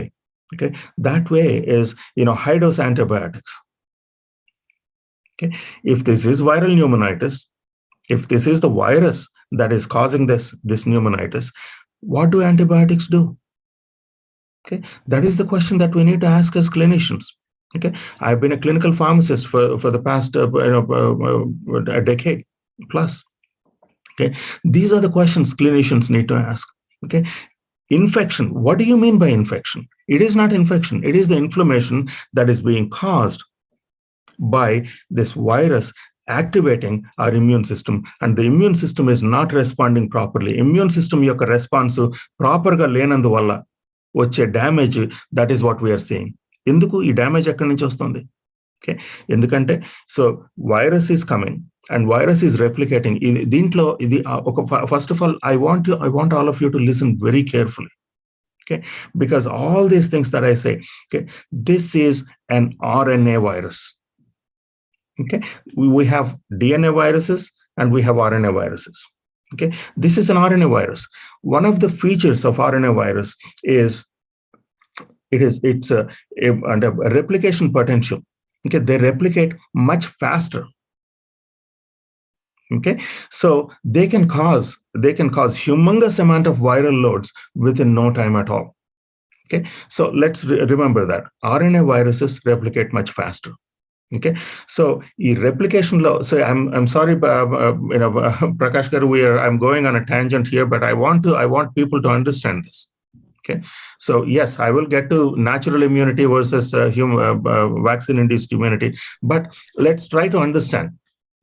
Okay. కొంత తెలుగులో ప్రయత్నించండి. That is ఈ క్లినికల్ ఇన్ఫర్మేషన్ అంతా తెలుగులో కన్వే చేయడం చాలా ఇట్స్ చాలా కష్టం. సో ఎవరికైనా డౌట్స్ ఉంటే I will stay here to clarify. మీ యొక్క డౌట్స్ ని క్లియర్ చేయడానికి నేను ఉంటాను ఇక్కడ. So let me see. So ఎక్కువ వైరల్ రెప్లికేషన్ అంటే వైరస్ మల్టిప్లై అయ్యే క్రమంలో, వైరస్ వృద్ధి చెందే క్రమంలో, సో ఈ ఆర్ఎన్ఏ వైరస్లు అనేవి వాటి వృద్ధి రేటు ఎక్కువగా ఉంటుందన్నమాట. సో ఆ ఎక్కువగా ఉండే క్రమంలో ఆ వైరల్ లోడ్ అనేది చాలా ఎక్కువగా చాలా త్వరితగతిని వైరస్ అభివృద్ధి చెందే ఫీచరు ఆర్ఎన్ఏ వైరస్ లో ఉంటుంది. ఓకే, సో ఇమ్యూన్ సిస్టము, మన రోగనిరోధక వ్యవస్థ, ఓకే, దీని యొక్క మనకు ఒక ఛాలెంజ్ వస్తుంది, లేకపోతే ఈ వైరస్ వచ్చింది అని తెలుసుకునే లోపే the viral load has become will become much higher, a lot hire. Okay, that is when అప్పుడు ఇమ్యూన్ సిస్టమ్, రోగనిరోధక వ్యవస్థ యాక్టివేట్ అయిన తర్వాత జరిగే పరిణామాలని మనం కోవిడ్ లో ఉన్న వాటి యొక్క పర్యవసానాలు, లేకపోతే వాటి ఎఫెక్ట్స్, లేకపోతే వాటి యొక్క లక్షణాలుగా, వ్యాధి లక్షణాలుగా మనం చూస్తాం. ఒకవేళ బై ద టైం ఇప్పుడు లంగ్స్ లో ఇన్ఫెక్షన్ ఉంది, లేకపోతే లంగ్స్ లో బయోలాటరల్ న్యూమోనియా వచ్చింది, లంగ్స్ లో న్యూమోనైటిస్, వైరల్ న్యూమోనైటిస్ వచ్చింది అని తెలుసుకునే టైంకే the virus has multiplied and it activated. అది ఇమ్యూన్ సిస్టమ్ ని, రోగనిరోధక వ్యవస్థని యాక్టివేట్ చేసింది. ఓకే, ఆ రోగనిరోధక వ్యవస్థ పనిచేసే తీరులో వచ్చే ఈ యొక్క కొన్ని సబ్స్టెన్సెస్ రోగనిరోధక వ్యవస్థ జనరేట్ చేస్తుంది. ఏంటవి? IL-6. Okay, those are the cytokines. These are the substances. వీటి యొక్క ఈ ఆయుధాలను ఉపయోగించి ఈ రోగనిరోధక వ్యవస్థ ఈ వైరస్ ను ఫైట్ చేస్తుంది అనమాట. కానీ ప్రాబ్లం ఏమిటి అంటే ఇక్కడ ఈ రోగనిరోధక వ్యవస్థ సరిగ్గా పనిచేయకపోతే there are 2 branches. So TH1 branch, TH2 branch. TH1 branch లో కనుక రోగనిరోధక వ్యవస్థ ఈ యొక్క రియాక్షన్స్ ప్రొసీడ్ అయితే, okay, that is what increases. అవి ఈ సైటోకైన్స్, ఇన్ఫ్లమేటరీ సైటోకైన్స్ అంటాం వీటిని. ఈ సైటోకైన్లు మీరు చాలా సార్లు ఈనాడులో కూడా వచ్చింది సైటోకైన్లు అని చెప్పి అన్నారు, కానీ దానికి ట్రాన్స్లేషన్ ఇంకోటి ఏమీ లేదు. సో సైటోకైన్స్, సో IL-6 అనేది వన్ ఆఫ్ ద సైటోకైన్స్.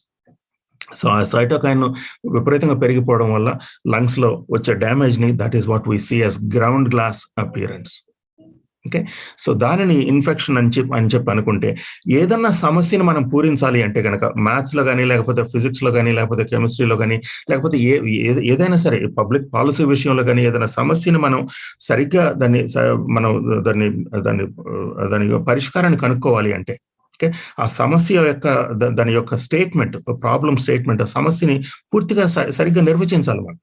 దాని నిర్వచనం సరిగ్గా లేకపోతే కనుక దాని సొల్యూషన్ సరిగ్గా ఉండదు. ఇఫ్ మనం దాని ఇన్ఫ్లమేషన్ తీసుకుని, లంగ్ లో ఉన్న ఇన్ఫ్లమేషన్ తీసుకుని దాని ఇన్ఫెక్షన్ అంటే సమస్య యొక్క దాని నిర్వచనం సరిగ్గా లేదు అక్కడ. ఓకే, ఇట్ ఈస్ ఇప్పుడు అందరికీ తెలుసు, ఇప్పుడు హాస్పిటల్ ప్రోటోకాల్స్ లో వచ్చిన ఉపయోగాలు పెద్దగా ఏమి లేవు అని చెప్పి మనం మొదటి నుంచి మాట్లాడుతూనే ఉన్నాం. దాని గురించి మరలా we're reiterating. So first of all, what I want you to get from the past, గత 10 నిమిషాలుగా నేను మాట్లాడిన దాని నుంచి what I want you to get is, ఈ సమస్యని మిస్ఐడెంటిఫై చేసాము అనడంలో ఎలాంటి సందేహం లేదు. వైరస్ వచ్చింది, ఇమ్యూన్ సిస్టమ్ని యాక్టివేట్ చేసింది. ఇమ్యూన్ సిస్టమ్ సరిగ్గా పనితీరు సరిగ్గా లేదు. ప్రతి ఒక్కరూ మన ఇమ్యూనిటీ సరిగ్గా పెంచుకోవాలి, ఇమ్యూనిటీ స్ట్రెంథన్ చేసుకోవాలని చెప్పిన వాళ్ళే కానీ ఇమ్యూనిటీ స్ట్రెంథనింగ్ లో ఏది అసలు ఏది అంటే ఏం చేయాలి అనేది చెప్పిన వాళ్ళు ఎవరు లేరు. లేకపోతే అది తినండి, ఇది ఇది అని చెప్పిన వాళ్ళే కానీ ఇమ్యూన్ సిస్టమ్ సరిగ్గా పనిచేయడంలో విటమిన్ డి యొక్క పాత్రని దాన్ని చెప్పిన వాళ్ళు ఎవరు మొదటి నుంచి ఎవరు లేరు. there was nobody, none. Vitamin D is an immune modulator. Okay, vitamin D levels సరిగ్గా ఉంటే గనక these reactions, instead of going from TH1 branch లో వెళ్ళే ఇమ్యూన్ రియాక్షన్స్ ని this vitamin D దాన్ని TH2 బ్రాంచ్ కి షిఫ్ట్ చేస్తుంది. ఇది నేను ఆలోచించింది కాదు. ఇది ఈ యొక్క గత 50 సంవత్సరాలుగా ఉన్న 50-60 సంవత్సరాలుగా ఉన్న సైంటిఫిక్ లిటరేచర్ని, వైజ్ఞానిక పత్రాలను పరిశీలిస్తే అర్థమయ్యే సంగతి. ఓకే, మనం first year text books, medical textbooks లో ఉన్న ఇన్ఫర్మేషన్ తీసుకుని ట్రీట్ చేసే దౌర్భాగ్యం నుంచి మనం I think we need to come out. Okay, we need to first year textbooks లో ఉన్న విటమిన్ డి గురించిన ఇన్ఫర్మేషన్ 60-70 year old ఇన్ఫర్మేషన్ నుంచి మనం we need to come out and we need to move forward. ఎందుకంటే last 20 years లో వచ్చిన scientific papers కనుక పరిశీలిస్తే విటమిన్ డి యొక్క దాని యొక్క ఇమ్యూన్ మాడ్యులేషన్ కెపాసిటీ, దాని గురించిన పూర్తి అవగాహన క్లినిషియన్స్కి వస్తుందంటే అలాంటి సందేహం లేదు. I'm going on a tangent, but let's get back to the natural immunity versus vaccine induced immunity.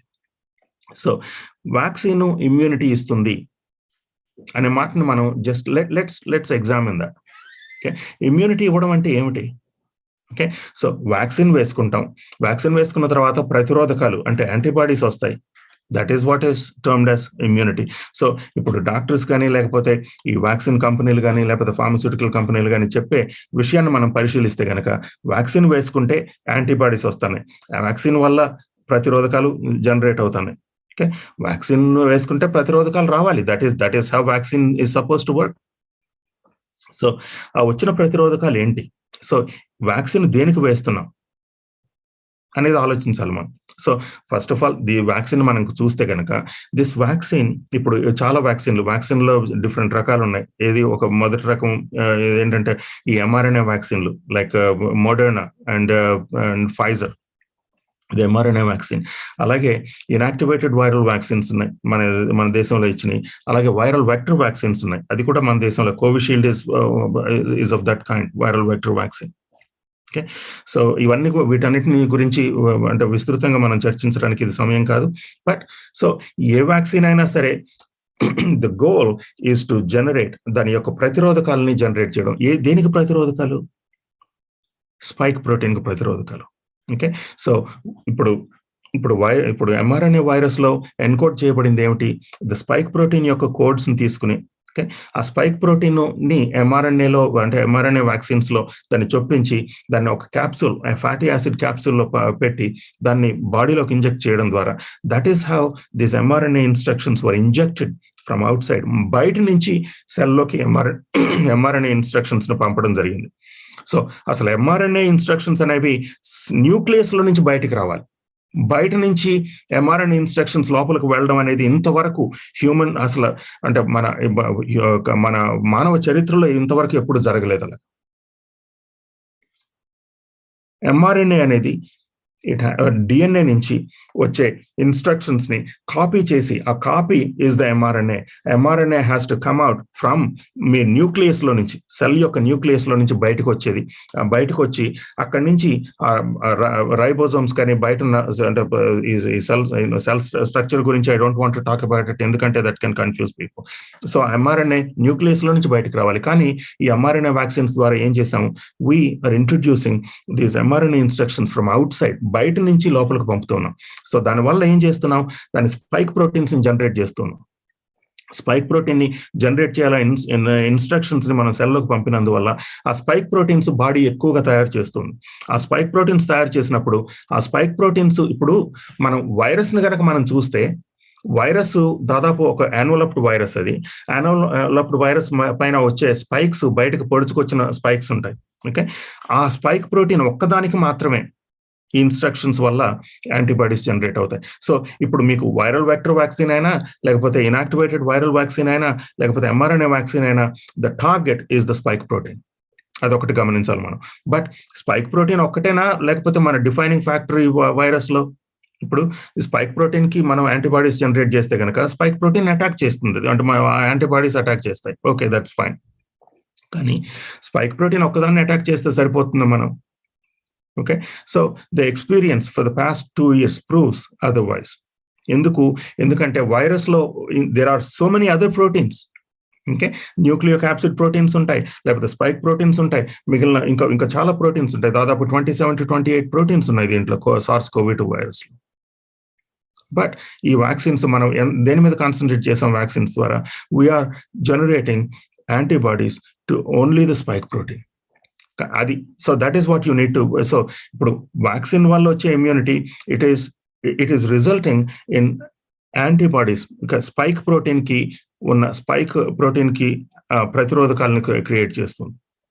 Okay, so let's examine the natural immunity. ఒక వైరస్ కనుక మనం ఎఫెక్ట్ అయితే, వైరస్ ని అంటే మన ఇమ్యూన్ సిస్టమ్ వైరస్ ని రీడ్ చేసి దాంట్లో ఉన్న ప్రోటీన్స్ అన్నిటినీ రీడ్ చేసి, okay, our body generates the antibodies for all the proteins of the virus. Okay, so ఇక్కడ వచ్చిన వ్యాక్సిన్ ఇండ్యూస్డ్ ఇమ్యూనిటీలో దేనికి ప్రతిరోధకాలు వచ్చినాయి? ఒక స్పైక్ ప్రోటీన్ కి మాత్రమే. ఓకే, న్యాచురల్ ఇమ్యూనిటీలో దేనికి ప్రతిరోధకాలు వస్తున్నాయి? It is to all 27 to 28 proteins of the virus. Okay, so ఇప్పుడు మీకు ఇప్పుడు ఇంకొక చిన్న కాన్సెప్ట్ ఒకటి చెప్తాను. ఇప్పుడు ఒకవేళ స్పైక్ ప్రోటీన్ కనుక మనం అటాక్ చేస్తూ ఉంటే, ఇందాక చెప్పాను కదా, ఇప్పుడు mRNA వైరస్లు వాటి యొక్క వృద్ధి యొక్క రేటు చాలా ఎక్కువగా ఉంటుందని చెప్పి, ఎక్కడైతే వృద్ధి రేట్ ఎక్కువగా ఉందో, ఎక్కడైతే ఇవి మల్టిప్లికేషన్ పొటెన్షియల్ ఎక్కువగా ఉందో, అక్కడ దీని యొక్క ఉత్పరివర్తనలు అంటే మ్యూటేషన్ పొటెన్షియల్ కూడా ఎక్కువగా ఉంటుంది. ఓకే, సో RNA వైరస్లు ఎక్కువగా వృద్ధి చెందుతాయి, అలాగే RNA వైరస్లు ఎక్కువగా మ్యూటేట్ అవుతాయి. అలాగే మనం if we keep on attacking the spike protein, okay, that is where the mutations will take place. అక్కడ మ్యూటేషన్స్ ఎక్కువ అవుతాయి. అది మార్చుకోగలిగిన శక్తి వైరస్కి ఉంటుంది. ప్రతి జీవరాశికి అది ఉంటుంది. ఎందుకంటే మనం గనక ఒకవేళ మనం ఒక దానితో పూర్తిగా ఎఫెక్ట్ అవుతూ ఉంటే, ఓకే, దానికి సరిపోయిన డిఫెన్సెస్ డెవలప్ చేసుకోవడం అనేది లైఫ్ ఇచ్చిన that is the feature of life. Okay, అలాగే ఈ యాంటీబాడీస్, ఈ ప్రతిరోధకాలు ఈ స్పైక్ ప్రోటీన్ కి జనరేట్ అవుతున్న క్రమంలో స్పైక్ ప్రోటీన్ లో ఉన్న మ్యూటేషన్స్ ఎక్కువ అవుతాయి.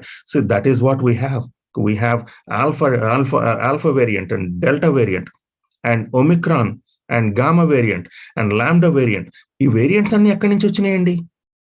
ఓకే, ఇప్పుడు మీకు మాట చెప్పాలి, మార్చ్ ఆఫ్ 2021లో ఇండియాలో వ్యాక్సిన్ వేయడం మొదలెట్టిన తర్వాత మార్చ్ ఆఫ్ 2021లో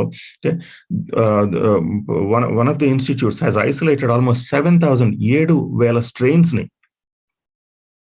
ఐసోలేట్ చేయడం జరిగింది. సో వ్యాక్సిన్స్ ఎక్కువ అవుతున్న కొద్దీ డిఫరెంట్ స్ట్రెయిన్స్, వ్యాక్సిన్ లో స్ట్రెయిన్స్ రావడం అనేది that is what we have seen. Okay, so ఇప్పుడు చెప్పవలసిన నేను ఇప్పుడు ఏంటంటే ఇప్పుడు vaccine induced immunity, okay, natural immunity. So vaccine induced immunity నుంచి వచ్చేది ఏంటి? ఒకవేళ ఇప్పుడు vaccine induced immunity, so vaccine లో ఒక రకమైన స్పైక్ ప్రోటీన్ ఉంది. ఆ స్పైక్ ప్రోటీన్ ని అంటే స్పైక్ ప్రోటీన్ కి యాంటీబాడీస్ ట్రిగ్గర్ చేసే మెకానిజం ఉంది. ఆ స్పైక్ ప్రోటీన్ ఏంటి? అలాగే ఇప్పుడు కరెంట్ స్ట్రెయిన్ లో ఉన్న స్పైక్ ప్రోటీన్ ఏంటి?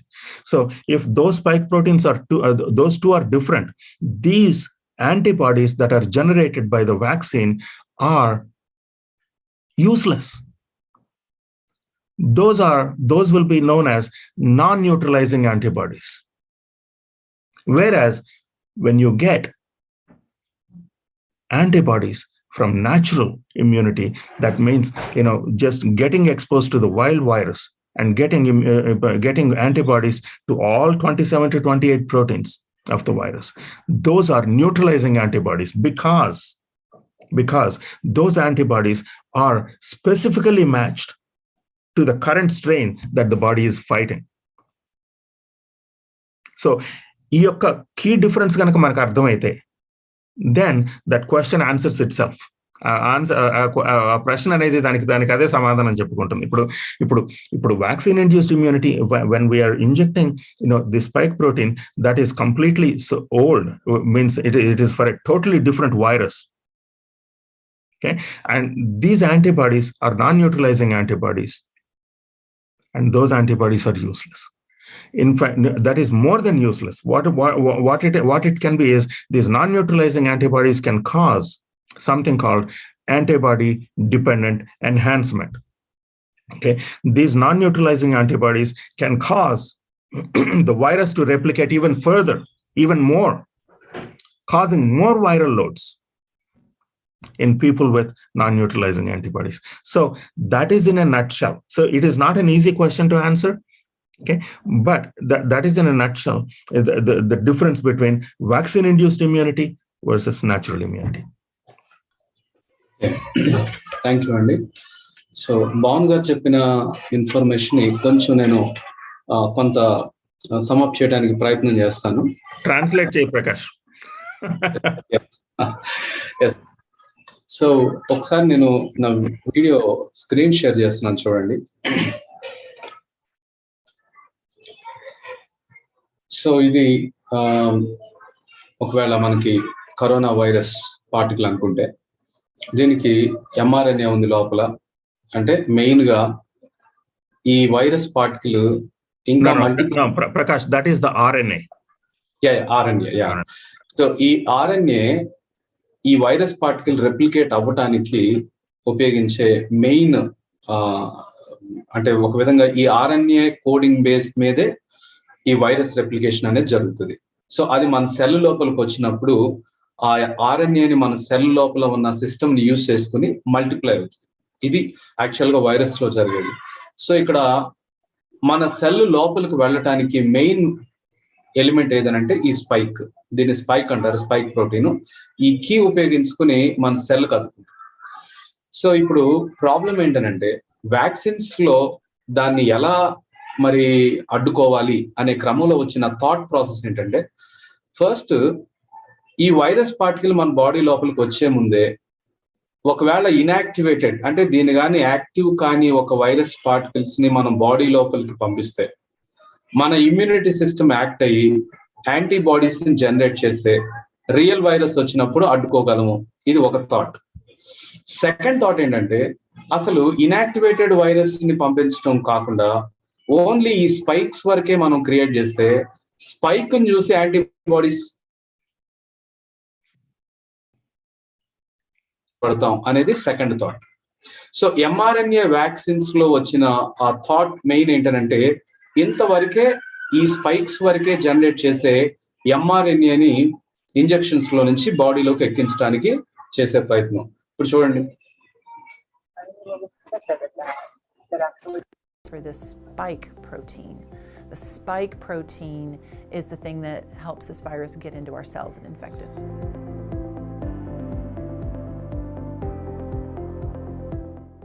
mRNA is like a little recipe for how to make that spike. These vaccines, our body makes that spike protein and we develop an immune defense to it without ever having to be exposed to the whole. Okay, so ఇప్పుడు mRNA vaccine వేసిన తర్వాత ఈ spikes వరకే generate చేస్తే antibodies generate అయ్యి వాటిని అడ్డుకుంటాయి. So that real virus వచ్చినప్పుడు ఈ స్పైక్స్ ఏ స్పైక్స్ అని అంటే ఇవి కరోనా వైరస్ పైన ఆ స్పైక్స్ నే వాళ్ళు జనరేట్ చేయడానికి కోడింగ్ చేశారు అనేది that was the discussion. Okay, so ఇప్పుడు ఈ యాంటీబాడీస్ జనరేట్ అయ్యి ఆ తర్వాత వాటిని అడ్డుకుంటే రియల్ వైరస్ వచ్చినప్పుడు మనం ప్రొటెక్ట్ చేయబడతాం. బానే ఉంది. అయితే ఇప్పుడు ప్రాబ్లం ఏంటంటే చూడండి,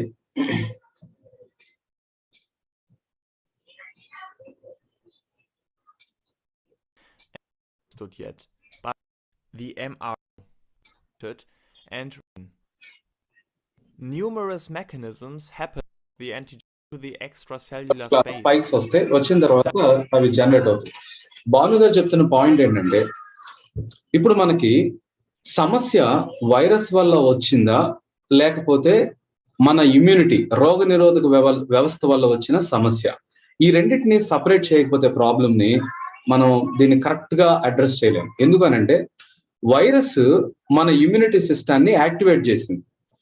మన ఇమ్యూనిటీ సిస్టము రోగ నిరోధక వ్యవస్థ యాక్టివ్ అవ్వటం వల్ల అది వీటన్నిటితో ఫైట్ చేసే క్రమంలో సైటోకాయిన్స్ ని జనరేట్ చేస్తుంది, కెమికల్స్ జనరేట్ అవుతున్నాయి. అవన్నీ కూడా మన బాడీలో చాలా హార్మ్ ని తీసుకొచ్చే విధంగా అవి సమస్య అవుతాయి. ఇది మొదటి మెయిన్. అంటే మన ఇమ్యూనిటీ వ్యవస్థే ఆ తర్వాత మెయిన్ డిస్ట్రక్షన్ కి కారణం అవుతుంది. సో ఇప్పుడు చూడండి, వైరస్ పార్టికల్ ఇన్యాక్టివేట్ చేసి లోపలికి పంపిద్దామని చెప్పినా లేకపోతే ఓన్లీ స్పైక్ ప్రోటీన్స్ ని లోపలికి పంపించినా సమస్య వైరస్ కాదు, సమస్య ఇమ్యూనిటీ సిస్టమ్ ప్రాబ్లం. అంటే దాన్ని నిద్ర ఎవరు లేపుతారు, ఎలా లేపుతాము అనేది పక్కన పెడదాం. ఇమ్యూనిటీ వ్యవస్థ సరిగ్గా లేనప్పుడు ఎవరు నిద్ర లేపినా సరే కూడా డ్యామేజ్ మాత్రం అది వైరస్ లో వచ్చినప్పుడైనా వ్యాక్సిన్స్ ద్వారా వచ్చినప్పుడైనా సరే కూడా డ్యామేజ్. సో ఇప్పుడు ప్రాబ్లం ఏంటంటే ఇమ్యూనిటీ వ్యవస్థని కరెక్ట్ చేసుకోవాలి. సో ఇప్పుడు ఇక్కడ చేసిన విషయం ఏంటంటే ఈ స్పైక్స్ అనేవి దాదాపు ఒక 28 రకాల స్పైక్స్ ఉన్నాయి. ఇప్పుడు ఒక స్పైక్ కోసం మనం mRNA ఒకవేళ ప్రోటీన్స్. సో ఇప్పుడు ఒక కైండ్ ఆఫ్ ప్రోటీన్ కి ఈ స్పైక్స్ జనరేట్ అయ్యే విధంగా mRNA కోడ్ చేస్తే మిగిలిన స్పైక్స్, మిగిలిన ప్రోటీన్స్ ఏవైతే ఉన్నాయో వాటికి సంబంధించి న్యూట్రలైజ్ అంటే వాటిని ఆపగలిగే శక్తి జనరేట్ అయ్యే యాంటీబాడీస్ సరిపోవట్లేదు. అది సరిపోవట్లేదు సరిగదా. ఇంకా ఏం జరుగుతుందనంటే వైరస్ వచ్చినప్పుడు దాన్ని రెచ్చగొట్టి అది ఇంకా ఎక్కువ మల్టిప్లై అయ్యే విధంగా తయారవుతుంది. దాన్నే యాంటీబాడీ డిపెండెంట్ ఎన్హాన్స్మెంట్ అంటారు. అంటే యాంటీబాడీ వల్ల వైరస్ మరింతగా ఉధృతి అవడం, అది ఇంకా మరింత కారణానికి వెళ్ళే అవకాశం ఉంది. సో ఇప్పుడు ఈ సమస్యలో ఇప్పుడు వ్యాక్సిన్స్ మనం ఒక స్పైక్ ప్రోటీన్ కంటే ఒక ప్రోటీన్ కి తయారు చేశారు. ఇప్పుడు అది మ్యూటేట్ అయింది, మళ్ళా కొత్తది వచ్చింది. ఆ తర్వాత ఈ వ్యాక్సిన్ పనిచేయట్లేదు, మళ్ళా ఇంకొకటి వేయాలి, ఆ తర్వాత మరలా ఇంకొకటి వేయాలి. సో ఇప్పుడు చూడండి, అంటే వైరస్ ఫాస్ట్ గా వెళ్తుంది, దాని వెనకాల వ్యాక్సిన్ పరిగెడతాం. ఇది ఒక సమస్య. పరిగెట్టలేదు ప్రకాశం, నడుస్తా ఉన్నాం. అండ్ ఇంకొక సమస్య ఏంటంటే ఒకవేళ ఇంకా దాన్ని వైరస్ ని ఇంకా ఎక్కువ రెచ్చగొట్టే విధంగా యాంటీబాడీ డిపెండెంట్ ఎన్హాన్స్మెంట్ అనేది ఇంకొక ప్రాబ్లం అయింది. ఇప్పుడు మూడో ప్రాబ్లము ఈ చిన్న వీడియో చూపించి నేను డాక్టర్ గారిని ఒక ప్రశ్న అడుగుతాను. ఇంకొకసారి ఆ వీడియో చూపించే ముందు ఒక మాట. ఇప్పుడు ఒక చిన్న ఎనాలజీ ఏంటంటే, ఒక యుద్ధంలోకి వెళ్ళినప్పుడు సైనికుల్ని వాళ్ళని ప్రాపర్ గా ఎక్విప్ చేయకపోతే కనుక వాళ్ళని అంటే డిసడ్వాంటేజ్ గురి చేసిన వాళ్ళం అవుతాం. సో ఇప్పుడు యుద్ధానికి వెళ్ళాలంటే యుద్ధోపకరణాలన్నీ ఉండాలి. ఓకే, సో మీకు అన్నీ ఉండాలి. సో లేకపోతే ఒక గన్నును ఒక సరిగ్గా పేల్చగలం కదా అని చెప్పి ఒక గన్నునో లేకపోతే ఒక బాణాన్నో లేకపోతే ఇచ్చి సార్ వెళ్ళిపోండి యుద్ధాన్ని ఫైట్ చేయండి అంటే కుదరదు. వాళ్ళకి షీల్డ్ ఉండాలి, లేకపోతే ఇంకా మొత్తం there is a lot of paraphernalia that needs to accompany ఇప్పుడు యుద్ధం చేసే వాళ్ళకి. అది లేకుండా ఈ ఒక్క ఇంప్లిమెంటే ఉంది మన దగ్గర, ఈ ఒక్క ఇంప్లిమెంట్ ని తీసుకెళ్లి మీరు యుద్ధాన్ని ఫైట్ చేయండి అంటే we know exactly how that war is going to end. So that is exactly what we're doing here. ఇదేంటంటే వ్యాక్సిన్లు వేసుకుని వ్యాక్సిన్లు ఒకటే సొల్యూషన్, వ్యాక్సిన్ లేకపోతే మనకు సొల్యూషన్ లేదు, వ్యాక్సిన్ ఉంటేనే మనం బ్రతికి బట్టకడతాం అని చెప్పే ఈ సోది అంతా ఏదైతే ఉందో, సోది ఏంటంటే ఒక బాణాన్ని ఒక కర్రని ఇచ్చి యుద్ధాన్ని ఫైట్ చేయండి అని చెప్పి అందరిని పంపిన లెక్క. కానీ న్యాచురల్ ఇమ్యూనిటీ ఈజ్ ఒకసారి ఎక్స్పోజ్ అయిన తర్వాత ఈ ఎక్స్పీరియన్స్ లో నుంచి ఏంటంటే that immune system is like a well equipped soldier to be able to fight any war. Thank you అండి. అండ్ ఇక్కడ ఒక చిన్న పాయింట్ మీకు మీ గమనానికి తీసుకుని వస్తా. ఫస్ట్ ఏంటంటే వైరస్ నార్మల్ గా నోస్ ద్వారా కానీ తర్వాత మౌత్ ద్వారా కానీ వెళ్ళి ఫస్ట్ లంగ్స్ దగ్గర ఎఫెక్ట్ అవుతుంది. అదే మనం ఫస్ట్ వేవ్ లో సెకండ్ వేవ్ లో చూసాం. సో లంగ్స్ దగ్గర మెయిన్ ఫైట్ మొదలైంది. అక్కడే ఈ సైటోకైన్స్ కెమికల్స్ అన్ని రిలీజ్ అయినాయి. అక్కడ చాలా మందికి బ్రీతింగ్ ప్రాబ్లం వచ్చింది. ఆ తర్వాత మిగిలిన పార్ట్స్ దగ్గరికి సమస్య వెళ్ళింది, మల్టీ ఆర్గాన్ ఫెయిల్యూర్ అంటాం. సో ఇప్పుడు వైరస్ నార్మల్ గా వచ్చినప్పుడు లంగ్స్ దగ్గర ఆరంభం అయితే అక్కడ సమస్యతో మొదలైంది. ఇప్పటి వరకు వ్యాక్సిన్స్ వేయటం వలన వ్యాక్సిన్స్ లో ఉన్న ఈ స్పైక్ ప్రోటీన్ ఏదైతే జనరేట్ అవుతుందో మజిల్ కి ఇచ్చినప్పుడు అది అక్కడ ఒకవేళ ఉంటే ఫైట్ అక్కడ జరిగితే మజిల్లో ప్రాబ్లం లేదు.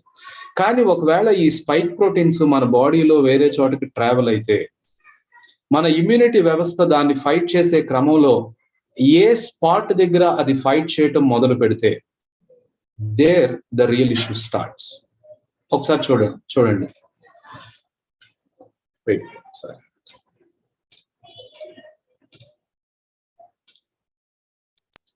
Antibodies to attack the virus, and in rare cases, when these antibodies attack the heart, the resulting inflammation can start impeding normal heart function, resulting in a slew of symptoms. If the damage becomes a little more extensive, or in some ways ఇక్కడ point అండి, ఇప్పుడు ఆ spike proteins ఒకవేళ ఆ చిన్న spikes అవి travel అవుతూ ఒకవేళ హార్ట్ దగ్గరికి వెళ్తే, ఒకవేళ ఫైట్ అక్కడ మొదలైతే ఏంటి పరిస్థితి? ఒకవేళ కిడ్నీస్ దగ్గరికి వెళ్ళి అక్కడ స్పైక్స్ మొదలైతే ఫైట్ మొదలైతే పరిస్థితి ఏంటి? So there is a lot of things. మనం భాను గారి నుంచి విందాం. సో భాను గారు ఒక చిన్న ఇన్ఫర్మేషన్ మీకు షేర్ చేయాలని అనుకుంటా ఉన్నాను. So let me share that. Recent గా ఈ హార్ట్ అటాక్స్ కానీ సడన్ హార్ట్ అటాక్స్ చాలా ఎక్కువగా వింటా వచ్చాను. పునీత్ రాజ్ కుమార్ గారు, తర్వాత నెక్స్ట్ గౌతమ్ రెడ్డి గారు, యాక్టర్, మినిస్టర్ అండ్ క్రికెటర్, తర్వాత ఇక్కడ ఒక anchor, reporter. So 36 year old తను రిపోర్ట్ చేస్తూ ఆ బ్రాడ్కాస్ట్ జరుగుతూ ఉండగానే సడన్ కొలాప్స్ అయిపోయాడు. తర్వాత ఈవెన్ టీకాతో నా బిడ్డ మృతి 1000 కోట్లు చెల్లించాలి అని మరొక సైడ్ నుంచి ఒక రచన గారు చెప్పిన పరిస్థితి. ఇవన్నీ చూస్తా ఉన్నప్పుడు ఏదైనా కనెక్షన్ ఉందంటారా? నేను ఒక న్యూస్ లో కూడా నేను విన్నది ఏంటంటే, ఒక డాక్టర్ గారు చెప్తూ లాంగ్ కోవిడ్ అంటే పోస్ట్ కోవిడ్ తర్వాత వచ్చిన రియాక్షన్స్ లో ఇలాంటివి జరుగుతున్నాయి అనే అలాంటి న్యూస్ కూడా నేను విన్నాను. సో అసలు మీ యొక్క అనాలిసిస్ ఏంటి దీని మీద? ఓకే, ఫస్ట్ ఆఫ్ ఆల్ నిజంగా ఇవన్నీ చూస్తూ ఉంటే it is heart wrenching. We have lost so many talented and prominent individuals over అంటే గత 2 సంవత్సరాలుగా we have lost so many people. అది సో ఇప్పుడు ఇక్కడ మనం గమనించాల్సింది ఏంటంటే, ఇప్పుడు కార్డియాలజీ గురించి మాట్లాడదాం. ఇప్పుడు కార్డియాక్ మజిల్లో there is an immune system. Okay, రోగనిరోధక వ్యవస్థ, కార్డియాక్ రోగనిరోధక వ్యవస్థ అంటే గుండెకు సంబంధించిన రోగనిరోధక వ్యవస్థ అనేది గుండెను ప్రొటెక్ట్ చేయడానికి ఉద్దేశించబడింది. ఓకే, అలాగే ఇప్పుడు ఈ ఇమ్యూన్ సెల్స్ అన్ని కూడా ఇప్పుడు మయోకార్డియం అంటే కార్డియాక్ మజిల్ సెల్స్, మయోకార్డైటిస్ అన్నారు కదా, మయోకార్డైటిస్ అని మనం వింటూ ఉన్నాం. Okay, a cardiac muscle, that is the muscle, yes.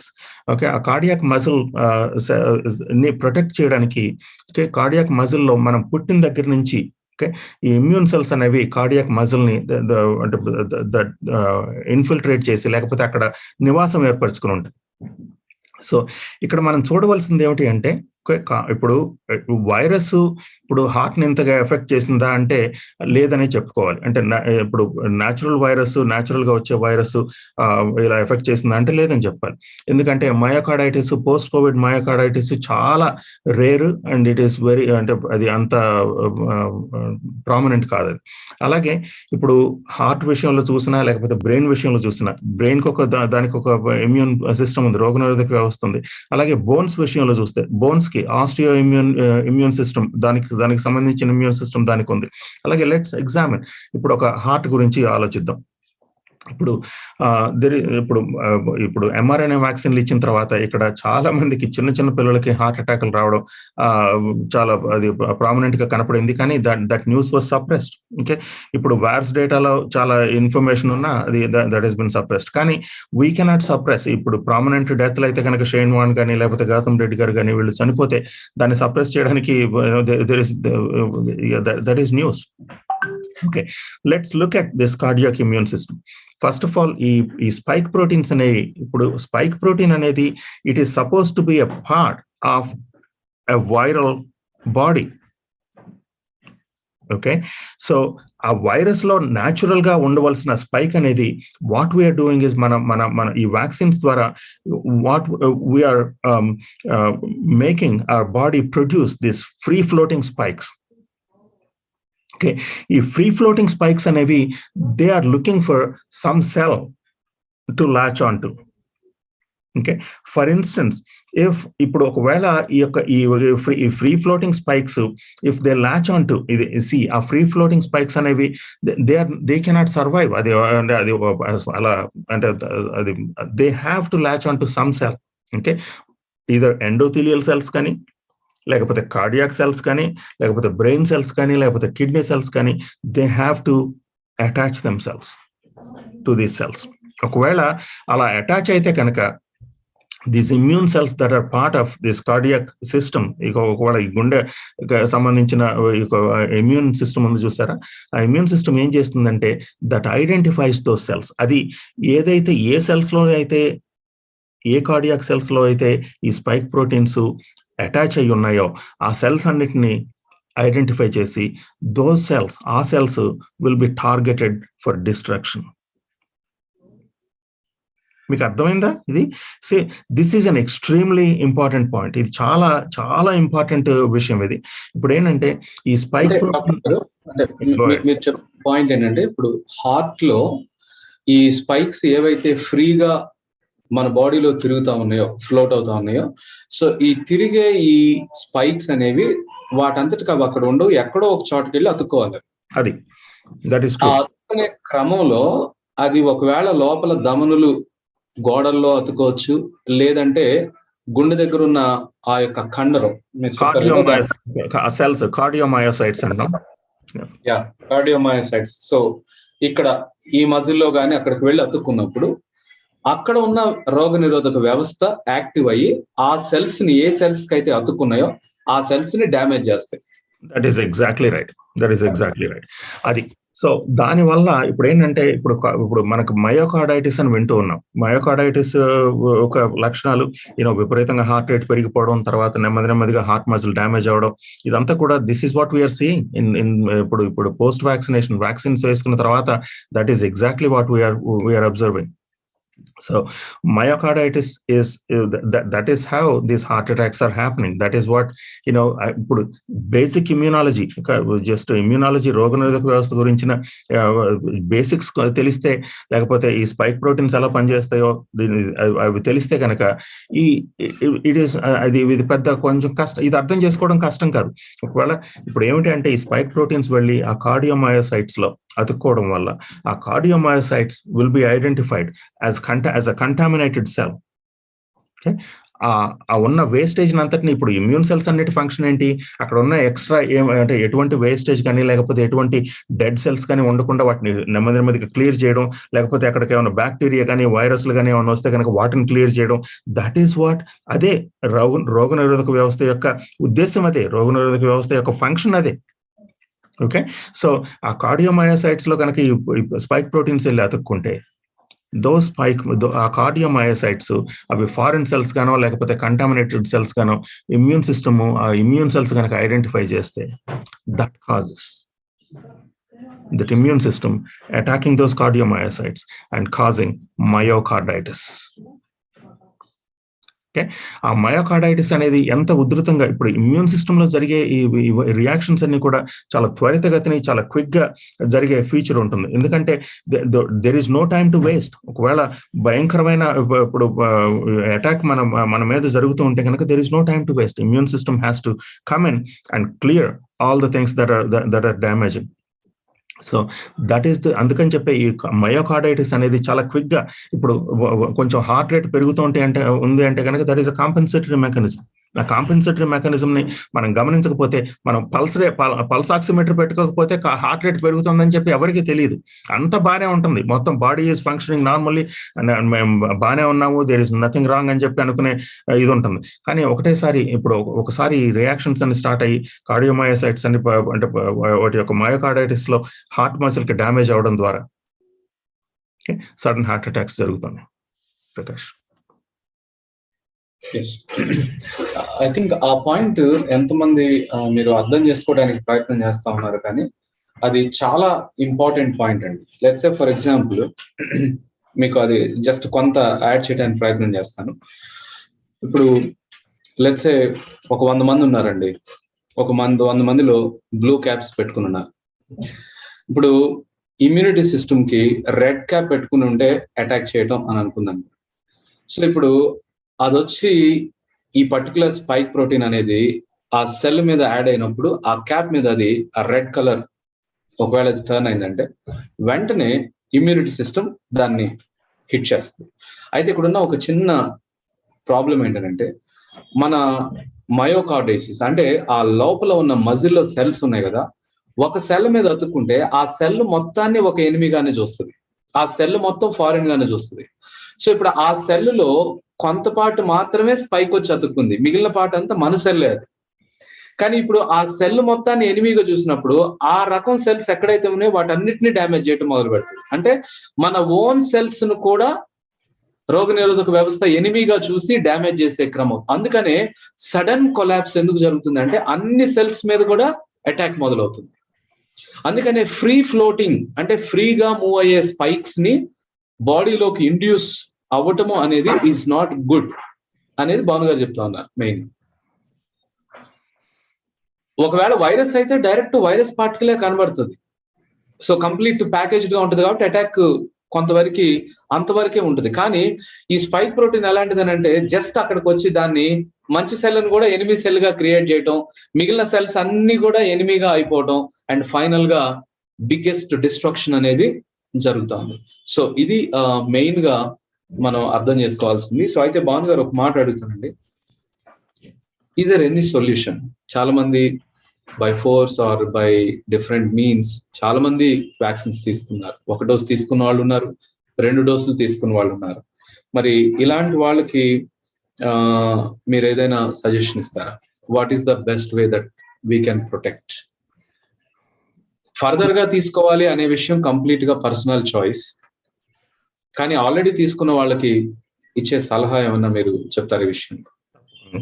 So ఇది రోగనిరోధక వ్యవస్థకు సంబంధించింది. వ్యాక్సిన్ తీసుకున్నా వ్యాక్సిన్ తీసుకోకపోయినా ఇది రోగనిరోధక వ్యవస్థకు సంబంధించిన సమస్య కాబట్టి రోగనిరోధక వ్యవస్థ అనేది సరిగ్గా పనిచేసే విధంగా మనం ప్రొటెక్ట్ చేసుకోవడం, మనం అంటే ఆ రోగనిరోధక వ్యవస్థను సరిగ్గా చేసుకోవడం అనేది ప్రతి ఒక్కరి కనీస బాధ్యత. వ్యాక్సినేటెడ్ పీపుల్ కానీ నాన్ వ్యాక్సినేటెడ్ పీపుల్ కానీ. ఒకవేళ వ్యాక్సినేషన్ తీసుకుంటే కనుక మీరు జాగ్రత్తగా మీ మానిటర్ చేసుకోండి. పల్స్ ఆక్సిమీటర్ ప్రతి ఒక్కరూ కొనుక్కోండి. ఒకవేళ మీ ఇమ్యూన్ రియాక్షన్స్ కనుక ప్రొసీడ్ అవుతుంటే మీ యొక్క పల్స్ రేట్ పెరుగుతుంది. ఒకవేళ హార్ట్ మజిల్ ఏమైనా అవుతుంటే కనుక, చెస్ట్ పెయిన్స్ రావడం ఇటువంటి ఏమైనా ఉంటే కనుక you need to jump in to action right away. Okay, మొత్తం లైఫ్ స్టైల్ అంతా సరిగ్గా చేసుకోవడం, ఓకే, CO-Q10 తీసుకోవడం, అంటే హార్ట్కి సంబంధించిన హార్ట్ని సపోర్ట్ చేసే న్యూట్రియంట్స్ తీసుకోవడం, విటమిన్ డి లెవెల్స్ ని సరిగ్గా ప్రొటెక్ట్ చేసుకోవడం. విటమిన్ డి లెవెల్స్ ప్రతి ఒక్కరిలో చూస్తే 10, 12, 2, 3 ఉంటున్నాయి. ఓకే, విటమిన్ డి లెవెల్స్ మీరు సరిగ్గా ప్రొటెక్ట్ చేసుకోండి. You need to bring them up to almost 80 నుంచి 100 నానోగ్రామ్స్ పర్ ml. ఓకే, వచ్చే విధంగా మీరు చేసుకోండి. దట్ ఈస్ ద బిగ్గెస్ట్, చాలా మీకు మీ బాడీకి కానీ లేకపోతే వ్యాక్సిన్ తీసుకున్న వాళ్ళు మీరు చేయవలసిన మొట్టమొదటి పని అది. Okay, so vitamin D level సరిగ్గా చేసుకోవడం, ఓకే, సరిగ్గా వాటర్ సరిగ్గా తాగడం. Okay, dehydration is one of the biggest impediments for healing. So dehydration అనేది మేము తాగుతున్నాం కదా, రోజుకు 2 గ్లాసులు తాగుతున్నాం, 4 గ్లాసులు తాగుతున్నాం, 5 గ్లాసులు తాగుతున్నాం కాదు, అలా కాదు. You need to, depending on your weight, మీ యొక్క బరువును బట్టి అట్లీస్ట్ 2.5 నుంచి 4.5 లీటర్ల నీళ్లు రోజు తాగకపోతే కనుక it is you will be dehydrated. Okay, అలాగే విటమిన్ డి లెవెల్స్ సరిగ్గా ప్రొటెక్ట్ చేసుకోండి. ఓకే, ఒకవేళ మీరు మానిటర్ చేసుకుంటా ఉండండి. ఒకవేళ ఇటువంటి ఏమైనా ఉంటే కనుక then you need to contact somebody who is experience. మీకు అంటే క్లినీషియన్స్ హు ఆర్ ఎక్స్పీరియన్స్. చాలా మందికి మీకు వ్యాక్సిన్ గురించిన డ్యామేజ్ గురించిన అవగాహన లేదు. ఓకే, సరిగ్గా వ్యాక్సిన్ గురించి డ్యామేజ్ గురించి చాలా మంది ఇప్పుడిప్పుడే తెలుసుకుంటూ ఉన్నారు డాక్టర్లు. అవగాహన ఉన్న వాళ్ళని కన్సల్ట్ చేయండి. But first thing that you need to do, మొట్టమొదటిది చేయాల్సింది ఏంటంటే విటమిన్ డి స్థాయిల్ని పెంచుకోండి. ప్రకాష్. థ్యాంక్ యూ అండి. సో ఇప్పుడు మీరు విటమిన్ D3 కరెక్ట్ చేసుకోవటం అనేది మంచి సొల్యూషన్ గా మీరు చెప్తా ఉన్నారు. తర్వాత CO-Q10 అని చెప్పారు డాక్టర్ గారు. మీకు బయట క్యాప్సూల్స్ దొరుకుతాయి, CO-Q10, కోఎన్జైమ్ Q10 అని దొరుకుతాయి. సో ఈ క్యాప్సూల్స్ హార్ట్ మజిల్ వీటన్నిటిని ప్రొటెక్ట్ చేయడంలో చాలా హెల్ప్ చేస్తుందని డాక్టర్ గారు చెప్తా ఉన్నారు. ఒక చిన్న స్టాట్ మీకు చూపిస్తాను చూడండి. రైట్, యా, ఇవి వ్యాక్సిన్స్ స్టేటస్, తర్వాత ఆ కంట్రీస్ లో వచ్చిన కేసెస్ యొక్క గ్రోత్ ఎలా ఉంది చూస్తే, సౌత్ కొరియాలో 87% vaccinated, fully vaccinated 87, 88 minimum 1 dose తీసుకున్నారు. కానీ ఇప్పుడు ఆ సౌత్ కొరియాలో వాళ్ళ కేసెస్ చూస్తే ఇంతకు ముందు ఎప్పుడూ లేదు. సెకండ్ వేవ్ కానీ ఫస్ట్ వేవ్ లో కానీ మీరు చూస్తే ఎక్కడ కూడా కేసెస్ సరిగ్గా లేవు, చాలా తక్కువ, అసలు మైనర్, అంటే దెర్ ఇస్ నిల్ అన్నట్టు చెప్పొచ్చు. కానీ ఇక్కడ చూడండి, ఫిబ్రవరి మార్చి సమయానికి చాలా ఎక్కువ కేసెస్ నమోదైనవి. కానీ యాక్చువల్ గా మరి వాళ్ళ స్టేటస్ చూడండి, చేస్తున్నా. తర్వాత వియత్నాం చూస్తే 79% ఫుల్లీ వ్యాక్సినేటెడ్, 81% సింగిల్ డోస్ వేసుకున్నాడు. సో ఇక్కడ వియత్నాంలో చూడండి, ఇంతకు ముందు వచ్చిన కేసెస్ అన్నిటికంటే కూడా ఇప్పుడు మార్చ్ లో చాలా హైయెస్ట్ కేసెస్ నమోదవుతున్నాయి. తర్వాత సింగపూర్. సో సింగపూర్ లో కూడా 90% వ్యాక్సినేషన్, కానీ కేసెస్ చూడండి ఇక్కడ ఉన్న దానికంటే ఇంకొంచెం ఎక్కువగానే ఉంది.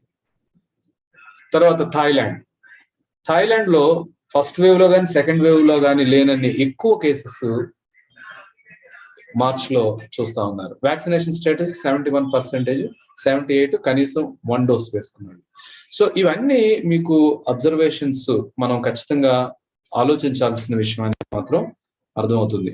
అయితే ఇక్కడ మరి భాను గారు విటమిన్ డి కరెక్షన్ అనేది చాలా ఇంపార్టెంట్, మన రోగనిరోధక వ్యవస్థని కరెక్ట్ చేసుకునే క్రమం అని చెప్తున్నారు. సార్ భాను గారు, రీసెంట్ గా ఒక వీడియో చూసామండి.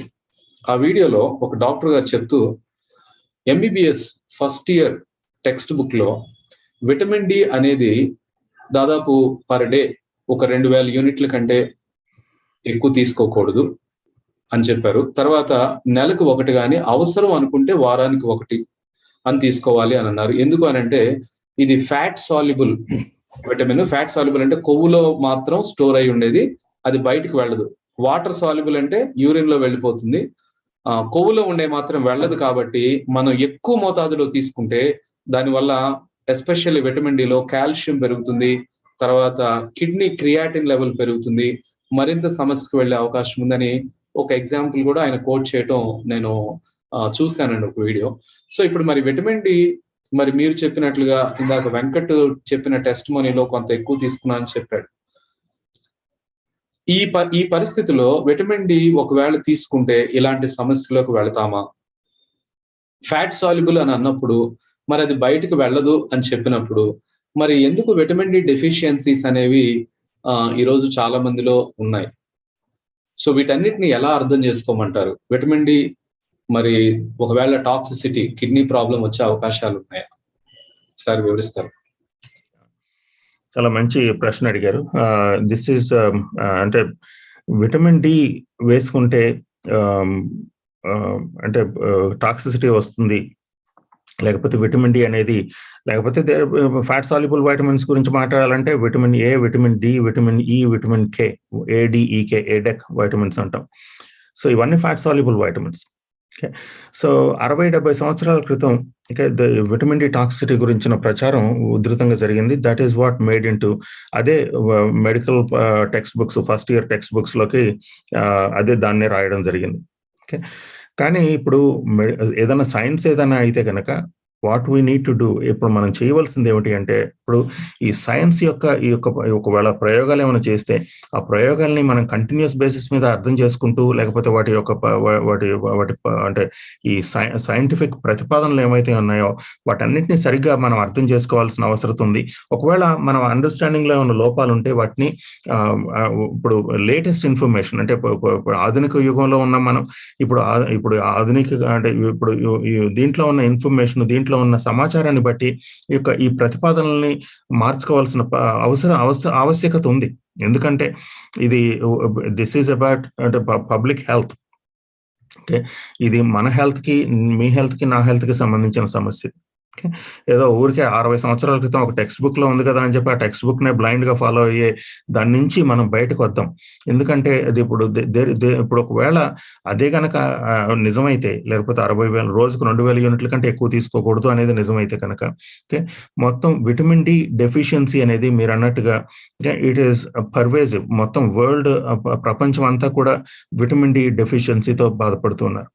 ఎవరికి చూసినా విటమిన్ డి డెఫిషియన్సీ అనేది క్వైట్ కామన్.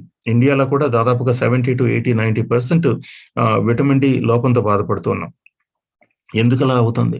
ఒకవేళ ఇది ఫ్యాట్ సాల్యుబుల్ వైటమిన్ అయ్యి, లేకపోతే బాడీలో అక్యుములేట్ అయ్యి అలాగే ఉండేట్టయితే కనుక, అసలు ఒక్కొక్కసారి విటమిన్ డి లెవెల్ని 100కి తీసుకొచ్చిన తర్వాత అది అసలు కిందకు వెళ్ళకూడదు కదా. ఓకే, ప్రాబ్లం ఏంటంటే విటమిన్ డి ఫార్మకాలజీని సరిగ్గా అర్థం చేసుకోకుండా మాట్లాడే మాటల్ని సొసైటీ వినే దౌర్భాగ్య పరిస్థితి ఇప్పుడు మన సొసైటీలో కానీ ప్రపంచంలో కానీ నెలకొని ఉంది. ఓకే, అది చాలా దారుణమైన అన్ఫార్చునేట్ రియాలిటీ అది. ఓకే, ఏంటంటే ఇప్పుడు విటమిన్ డి, ఇప్పుడు విటమిన్ డి అనేది సో దాన్ని మనం మెజర్ చేసేది ఏంటంటే calcifediol, first metabolite of vitamin డిని మెజర్ చేస్తాం. ఏది? 25 hydroxy vitamin D. Okay, 25 hydroxy vitamin D మనం పరిశీలిస్తే, ఓకే, 25 హైడ్రాక్సీ విటమిన్ డి కనుక 100 కంటే ఎక్కువ ఉంటే టాక్సిక్ అని చెప్పి రిపోర్ట్లో చూస్తూ ఉన్నాం. నా విటమిన్ డి లెవెల్ ఎప్పుడు 200కి తక్కువగా, 150 నుంచి 200కి తక్కువగా ఎప్పుడూ ఉండదు నా విటమిన్ డి.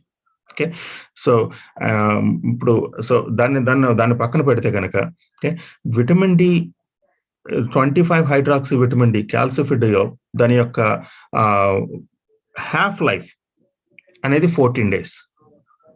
హాఫ్ లైఫ్ అంటే ఏమిటి? ఇప్పుడు హాఫ్ లైఫ్ అంటే ఏంటి?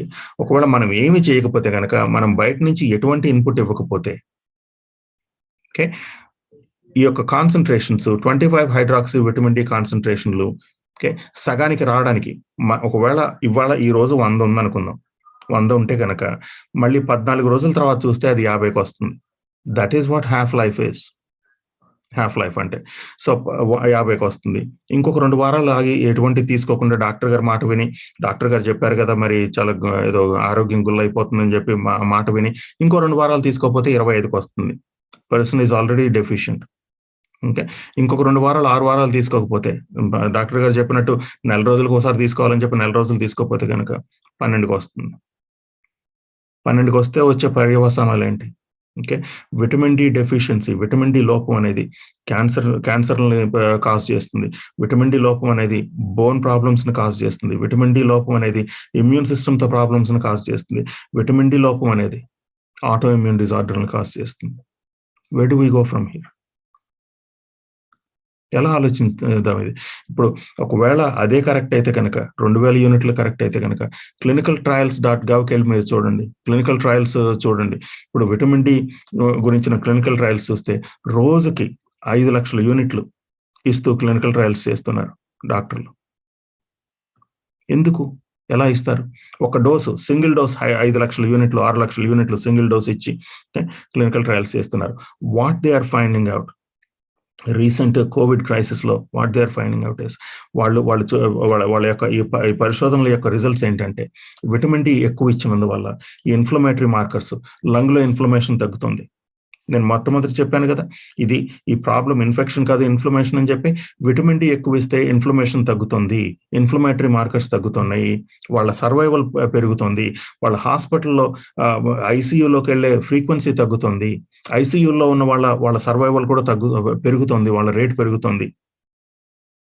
ఓకే, ఇవన్నీ medical first year textbooks చూసి చేసే వైద్యాలు మానేస్తూ, what we need to do is first year, that is the basis, that is the foundation. Okay, ఆ ఫౌండేషన్ మీద మనం కట్టాలి. ఎప్పుడు ఫౌండేషన్ వంక చూస్తూ కూర్చుంటే ప్రాబ్లం సాల్వ్ అవ్వదు. ఓకే, ఫౌండేషన్ మీద we need to build based on the latest information. Okay, that is vitamin D గురించి గత 20 సంవత్సరాల్లో జరిగిన రీసెర్చ్ చాలా అద్భుతమైన రీసెర్చ్ జరిగింది. Okay, vitamin D immune system కి సంబంధించిన రీసెర్చ్ చాలా జరిగింది. Vitamin D is a gene expression modulator. ఇక lot of genetic disorders vitamin D levels ని కరెక్ట్ చేసుకోవడం వల్ల మనం కంప్లీట్ గా దాన్ని అవాయిడ్ చేయొచ్చు. అలాగే లాట్ ఆఫ్ క్యాన్సర్స్ విషయంలో కూడా విటమిన్ డి యొక్క రోల్, దాని యొక్క రీసెర్చ్ లాస్ట్ 20 years లో జరిగింది. Medical first year textbooks లో ఇవి చెప్పరు. జాగ్రత్త. ఒకవేళ కాల్షియం పెరుగుతుంది, okay, there is something called hypercalcaemia. Okay, hypercalcaemia అంటే బ్లడ్ లో కాల్షియం పెరగడం. హైపర్ క్యాల్సినోసిస్ అంటే టిష్యూస్ లో కాల్షియం డిపాజిట్ అవ్వడం. ఓకే, హైపర్ క్యాల్సీమియా అనేది అక్యూట్ డిజార్డర్. ఓకే, అదేంటంటే అది ఒకవేళ విటమిన్ డి మరీ ఎక్కువైతే కనుక ఓకే జరిగే పరిణామం అది పర్యవసానం. ఓకే, హైపర్ క్యాల్సినోసిస్ అనేది అది లాంగ్ టర్మ్ లో, ఓకే, టిష్యూస్ లో there are so many things that contribute to hypercalcinosis, not just vitamin D. Okay, hypercalcinosis అనేది సంవత్సరాల తరబడి జరిగే ప్రాసెస్. అది హైపర్ క్యాల్సిమియా అనేది విటమిన్ డి ఒకవేళ కొంచెం ఎక్కువైతే కనుక హైపర్ క్యాల్సిమియా వస్తే చాలా విపరీతమైన సిమ్టమ్స్ ఉంటాయి మీకు. వాంతులు అవ్వడం కానీ, విరోచనాలు కాదు, కాన్స్టిపేషన్ అవ్వడం, ఇంకా మలబద్ధకం ఉంటాం, ఇదంతా ఉంటాయి. ఒకవేళ హైపర్ క్యాల్సిమియా వస్తే మీరు తెలుసుకోకుండా అది తెలవకుండా మీకు ఉండదు. ఇంకా సైలెంట్ గా కిడ్నీలను పాడు చేసే అవకాశం ఉండదు అది. ఓకే, హైపర్ కాల్సియం ఒకవేళ విటమిన్ డి ఎక్కువయ్యి మీ క్రియాటినిన్ లెవెల్ పెరిగితే కనుక that is a protective mechanism. Okay, that is a protective mechanism. Kidneys కి డ్యామేజ్ అవ్వడం లేదు. కానీ ఇప్పుడు చాలా మంది విషయంలో మనం చూస్తే కనుక ఇప్పుడు పోస్ట్ వ్యాక్సిన్ కిడ్నీ డ్యామేజెస్ అవుతున్నాయి. అవి that is not protective. Their kidneys are not protected from the spike protein toxicity. అంటే ఆ కిడ్నీలో అయ్యే డ్యామేజ్ దట్ ఈస్ పర్మనెంట్. కానీ విటమిన్ డి వల్ల ఒకవేళ క్రియాటినిన్ పెరిగితే కనుక దెర్ ఈస్ అ మెకానిజం, ఈ ప్రోటీన్ మెటబాలిజం అప్రెగ్యులేట్ అవ్వడం వల్ల ప్రోటీన్ మాంసకృత్తులు బాడీ మెటబలైజ్ చేసే క్రమంలో క్రియాటినిన్ పెరుగుతుంది తప్పించి అది డామేజింగ్ ఇది కాదు. ఓకే, సో నేను దాదాపు లాస్ట్ 5 minutes లో చాలా విషయాలు మీతో చెప్పడం జరిగింది. కానీ ఏమిటి అంటే హైపర్ క్యాల్సిమియాకి హైపర్ క్యాల్సినోసిస్ కి there is a difference. Okay, vitamin D ఎక్కువ ఒక రోజు లేకపోతే 10 రోజులు 15 రోజులు నెల రోజులు ఎక్కువ తీసుకున్నందువల్ల హైపర్ క్యాల్సినోసిస్ రాదు, హైపర్ క్యాల్సిమియా వచ్చే అవకాశం ఉంది. దాదాపుగా ఇంతమందికి ఇంత హై డోసులు వైటమిన్ డి తీసుకున్న వాళ్ళలో we have not seen hypercalcaemia also. Hypercalcaemia కానీ లేకపోతే క్రియాటినిన్ పెరగడం కానీ చూడలేదు. కొంతమందిలో ఏంటంటే వాళ్ళ ఇమ్యూన్ రియాక్షన్స్ ఎక్కువగా ఉండటం వల్ల, సైటోకైన్ స్టార్మ్ చాలా ఉధృతంగా ఉండటం వల్ల, ఇవ్వవలసిన డోసులు ఎక్కువగా ఉన్నందువల్ల కొంతమందిలో హైపర్ క్యాల్సిమియా వచ్చింది. హైపర్ క్యాల్సిమియాకి మీ డాక్టర్ గారి దగ్గర మంచి ట్రీట్మెంట్ ఉంటుంది. కాల్షియం ని క్విక్ గా తగ్గించే ఇంజెక్షన్స్ ఉన్నాయి. ఇంకా జోలడ్రోనిక్ యాసిడ్ ఇంజెక్షన్ ఉంది, ఒక 2 రోజుల్లో కాల్షియం పూర్తిగా తగ్గిపోతుంది. అలాగే లేకపోతే నేజల్ స్ప్రేస్ ఉన్నాయి, క్యాల్సిటోనిన్ నేజల్ స్ప్రేస్ ఉన్నాయి. ఓకే, వారానికి 2 రోజులు ఆ నేజల్ స్ప్రే వాడినందువల్ల ఒక 2-3 వారాల్లో ఈ కాల్షియం లెవెల్స్ ని పూర్తిగా తగ్గించుకోవచ్చు. సో విటమిన్ డి వల్ల వచ్చే ఈ పర్యవసానాలు they are not damaging, permanent damage ని కలుగు చేసేవి కావు. ఒకవేళ ఈ టెంపరీ గా వచ్చే ఒక డిస్కంఫర్ట్ మాత్రమే ఇది. ఓకే, తర్వాత విటమిన్ డీలు మీరు ఇన్ని విటమిన్ డీలు మొత్తం లైఫ్ లాంగ్ తీసుకోమని చెప్పడం లేదు. ఏంటంటే విటమిన్ డి స్థాయిల్ని ప్రొటెక్ట్ చేసుకోండి.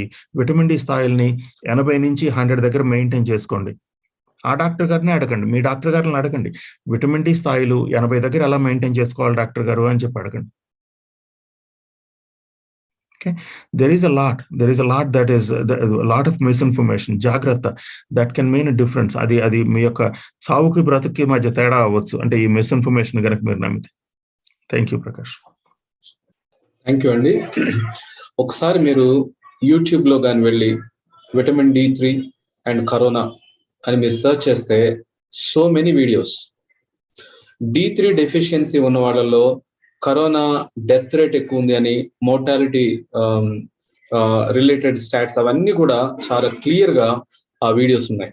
సో అందుకని మనం విటమిన్ D3 అట్లీస్ట్ నా పర్సనల్ ఎక్స్పీరియన్స్ లో నేను కొంత ఈ కరోనా సిమ్టమ్స్ అవి సఫర్ అయినప్పుడు ఆల్మోస్ట్ 1 డేలో I have taken some 50 to 60 capsules తీసుకోవాల్సి వచ్చింది. ఎందుకనంటే నా పల్స్ రేట్ ఆల్మోస్ట్ 135 అలా వెళ్ళింది. ఆ టైంలో ప్రతి 15 నిమిషాలు నేను 2 తీసుకోవాల్సి వచ్చింది. సరే ఇన్ని తీసుకున్నాం కదా అని ఒక 1 వీక్ తర్వాత నేను వెళ్ళి స్లోగా మళ్ళా ఈ క్రియాటిన్ తర్వాత కాల్షియం 2 టెస్ట్ చేయించాను. 2 అబ్సల్యూట్ గా కరెక్ట్ నార్మల్ స్టేజ్ లో ఉన్నాయి. సో భాను గారితో ఆల్మోస్ట్ 1.5 year లో మేము కలిసి ఆయన ఇన్ఫర్మేషన్స్ ని ఫాలో అవుతూ చాలా మంది మాకు తెలిసిన వాళ్ళు కూడా తీసుకున్నారు. వాళ్ళలో చాలా రేర్, అంటే ఒక 5% ఆఫ్ ద పీపుల్ వాళ్ళలో కొంత కాల్షియం లెవెల్స్ ఇంక్రీజ్ అవడం, ఆ తర్వాత క్రియాటిన్ పెరగడం అనేది అబ్జర్వేషన్ చేసాం. అయితే భాను గారు చాలా క్లియర్ గా మరి ఇంటికాడే ఉండే 2 weeks లోనే వాళ్ళందరూ కూడా మళ్ళీ అవన్నీ నార్మల్ కి రావడం జరిగింది. నేను ఎందుకు ఈ పాయింట్ చెప్తానంటే వాళ్ళకి అంత విటమిన్ డి ఇవ్వకపోతే to be honest they will not be here. వాళ్ళు బతుకుండే వాళ్ళు కాదు.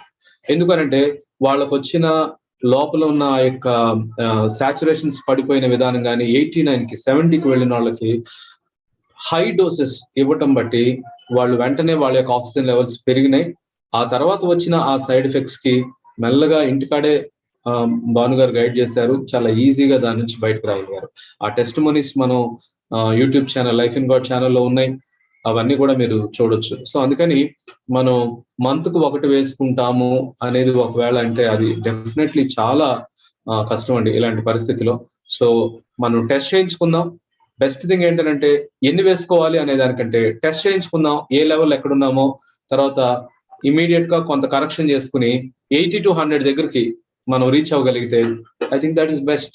బికాస్ 100 అనేది హెల్దీ రేంజేగా, అక్కడ దాకా వెళ్ళగలిగితే చాలు కదా at least. So let us evaluate, దాన్ని అర్థం చేసుకుని మనం ముందుకు వెళ్దాం. సో ఇప్పుడు కొన్ని ప్రశ్నలు తీసుకుందాం. సో మీరు హ్యాండ్ రైజ్ చేస్తే నేను మీకు అన్మ్యూట్ చేసుకునే ఆప్షన్ ఇస్తాను. లేదు అని అంటే చాట్ లో కూడా మీరు అందరూ చాట్ పెట్టుకోగలిగే ఆప్షన్ నేను ఎనేబుల్ చేస్తున్నాను. సో మీరు ఆ చాట్ లో కూడా మీ క్వశ్చన్స్ ని పోస్ట్ చేయొచ్చు. So let us have main stick on to ఈ ఇన్ఫర్మేషన్స్ కి స్టిక్ ఆన్ అవుదాం. నన్ను కొంచెం అంటే నేను కొంచెంగా డిస్కరేజ్ అయిన ఒక విషయం ఏంటంటే ఇంత ఇంపార్టెంట్ విషయాలు ఈరోజు రచన గారు చెప్పిన టెస్ట్ మనీ, వెంకట్ గారు చెప్పిన టెస్ట్ మనీ, భాను గారు ఇచ్చిన ఇన్ఫర్మేషన్, ఇక్కడ చూపించిన స్టాట్స్, ఇవన్నీ చాలా ఇంపార్టెంట్ ఇన్ఫర్మేషన్ అండి. ఇన్విటేషన్ చాలా మందికి పంపించాం. It is sad that very few people got responded and came to attended this session.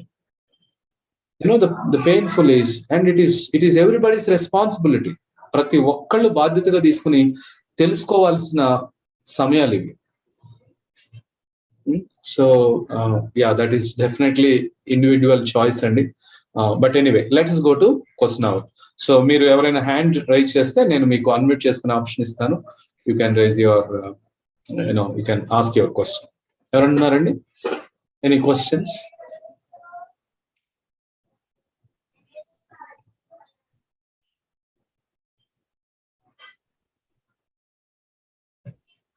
One time. Right.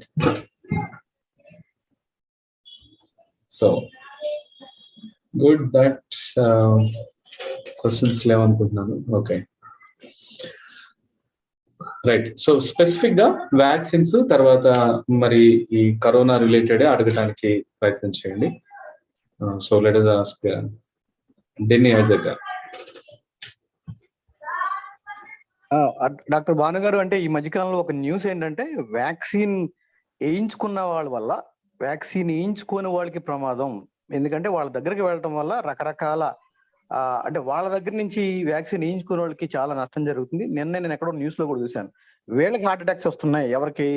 Vaccine వేయించుకున్న వాళ్ళ దగ్గరికి వెళ్ళి ఎక్కువసేపు వాళ్ళతో స్పెండ్ చేయటం వల్ల అన్వాక్సినేటెడ్ కూడా చాలా ప్రమాదం అన్న దాని గురించి ఏమన్నా వివరించగలరా?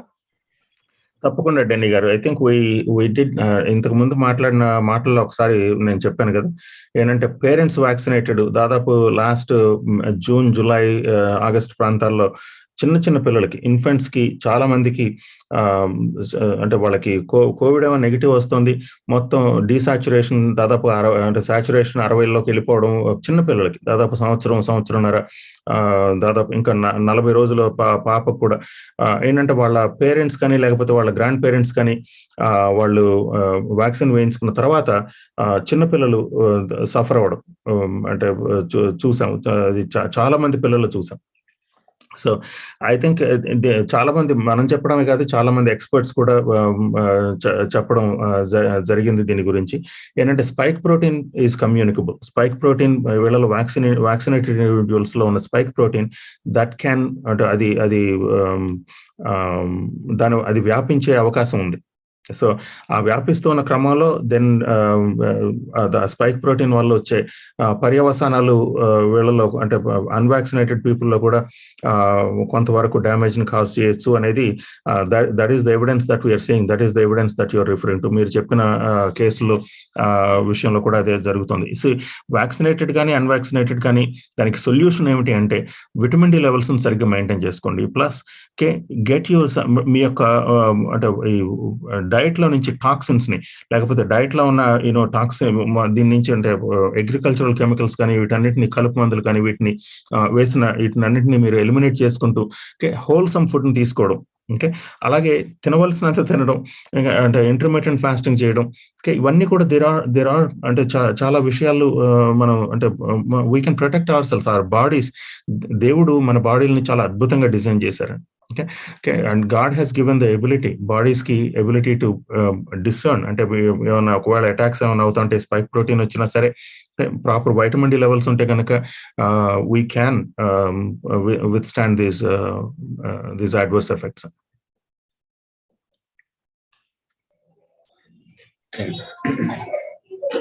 సో జీవన్ జ్యోతి గారు.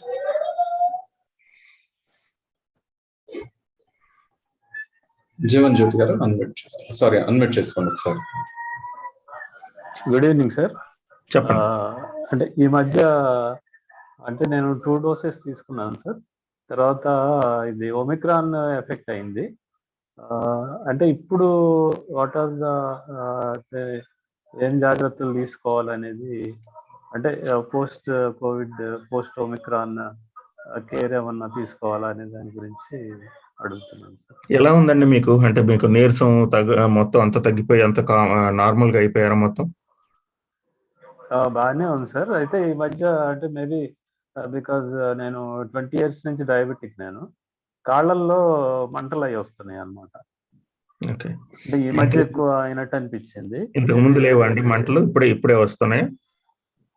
ఇంతకు ముందు అంత లేదనుకుంటా సార్, ఈ మధ్య కొద్దిగా ఎక్కువ అనిపిస్తుంది. ఓకే, మీ ఫాస్టింగ్ షుగర్ లెవెల్స్ ఎలా ఉంటాయండి ఇప్పుడు? ఫాస్టింగ్ అయితే 150, 160 అట్లా ఉంటాయి sir. But by the evening కల్లా అది, అంటే నేను అంటే ఇన్సులిన్ తీసుకుంటున్నాను, 9 units తీసుకుంటా. కొద్దిగా డోస్ పెంచినా కానీ షుగర్ డౌన్ అయిపోతూ ఉంటుంది అనమాట. కానీ 9 units తీసుకుంటాను మార్నింగ్, ఈవినింగ్ కూడా, నైట్ కూడా 9 units తీసుకుంటాను. బట్ బై ఈవినింగ్ అది 300 అట్లా కూడా అవుతా ఉంటుంది నాకు షుగర్ లెవెల్స్.